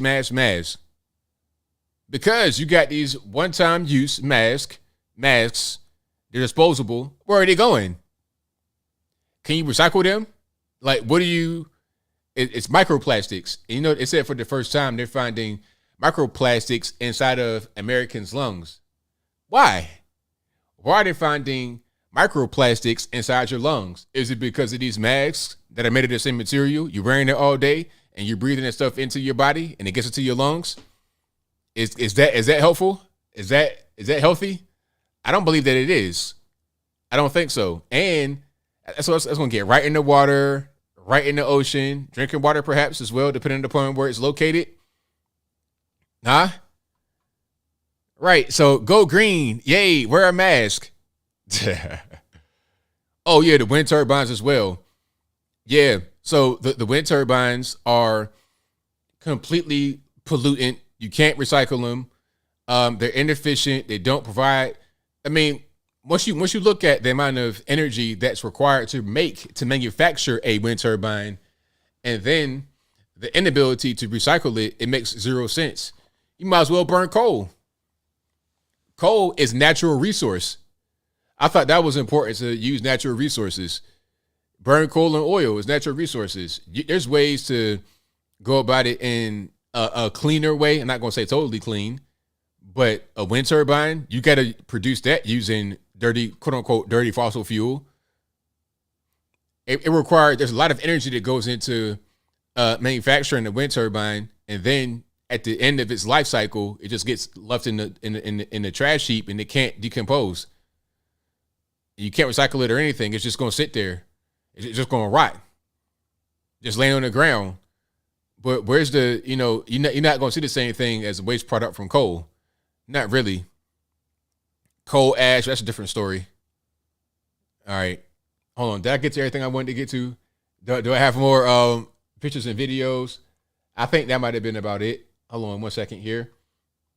And if you like what you heard so far tonight, please give the video a thumbs up. Like the video, share the video, do all that good stuff. I think that'll be a wrap for the calls. Thank you all for calling in. You guys are the best audience anywhere on the internet. You know I couldn't do it without y'all. I appreciate you for your support. Oh, one more video before I roll out. Now I want to play that one. I don't want to. I might play that next time, but not right now. Matter of fact, I already said it. Okay, let's go ahead and play it. So monkeypox. Remember, I think I already played this video before. I think I did a video on it actually, where Herschel Walker is struggling to explain how children got monkeypox. Like she's struggling to really explain how that happened. Like she's telling you where they were, but she's struggling to tell you how they got it. She's not really answering that particular question. Let's go ahead and roll that right quick. We do have seen now 2 cases that have occurred in children. Both of those children are traced back to individuals who come from the men who have sex with men community, the gay men community. And so when we have seen those cases in children, they have generally been what I call adjacent to the community most at risk. I should also mention, importantly, those children are doing well. She was struggling. Again, that is current CDC Director Herschel Walker. But she was struggling to say what's going on. It was like a gun was, like I said before, a gun off the camera. And she was just really like a hostage in there. Look at her face. I mean, fear. Because she knows what she's saying is going to get used. Talk about the LGBT community. And I mean, if somebody uses it in a way that she doesn't want, she can't stop that because facts are facts. It doesn't really matter how someone uses it. If it's true, then it's true. If it's false, then it's false. Nothing else really matters. But yeah, so I mean, they tell you what's going on, but you got to pay attention. And I think a lot of these videos like this do not make it to mainstream media. That's why you got to come here. That's why my man earlier was talking about a story I hadn't even heard before. I got to dig to find these stories because media wants to suppress them. Like the story I'm going to do about the cheerleader, the trans cheerleader. They don't want that story to be out there to the mainstream media. Imagine a 25-year-old built like, he used to spike railroad spikes on the railroad like John Henry. Prison tattoos. This person was a male last year and now age 25 wants to become a female. You got this Lil' Kim makeup that's like 15 shades lighter than your body. You over here beating up on little 17-year-old white girls, man. That's not made for TV. Don't nobody want to see that. So I have to be the one to go dig up the story and bring it to y'all. Okay? Because if I didn't do it and others didn't do it, then you would not hear about it. But I digress. I'm getting triggered again. You know how I do. But that'll be a wrap for me. Thank you guys for being here. You guys are the best audience anywhere on the internet. Again, if you enjoyed what you heard thus far, please give the video a like. Get the video a like the video, share the video, do all that good stuff. Also, this is a podcast you're listening to. It'll be available 8 a.m. tomorrow on your favorite audio streaming platform, whether it be Google Play, Spotify, Stitcher, Anchor, etc. Links for that will be in the description, or just go to your favorite audio streaming platform and search ABL Live, and I will pop right on up.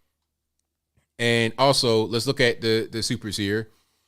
Thank you to A. Cannell, who says, Justin in love, brother. Keep up the good fight. Thank you for that. Thank you to Xerxes Kingsword, who says, thanks APL, thanks chat, thanks mods.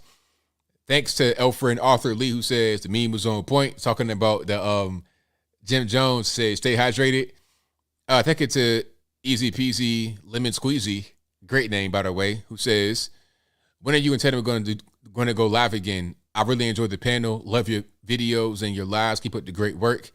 He has a radio show he's doing that Larry Elder had. So he has his hands full. So whenever he's ready, whenever he has time, he can do the panel. But he's very, very, very busy. Now I'm trying to be like him. I try to like not be as busy, but he's super busy. So shout out to him. And thank you to Amok PvP, who says, I've been a fan of the channel for a while in the background listening in. Thank you for the commentary, for the community service. Thank you for that. It means a whole lot to me. I'm glad you are a fan of the show and been here for a while. So that'll be a wrap. Thank you to the mods for doing a great job keeping the trolls in check and everything above board.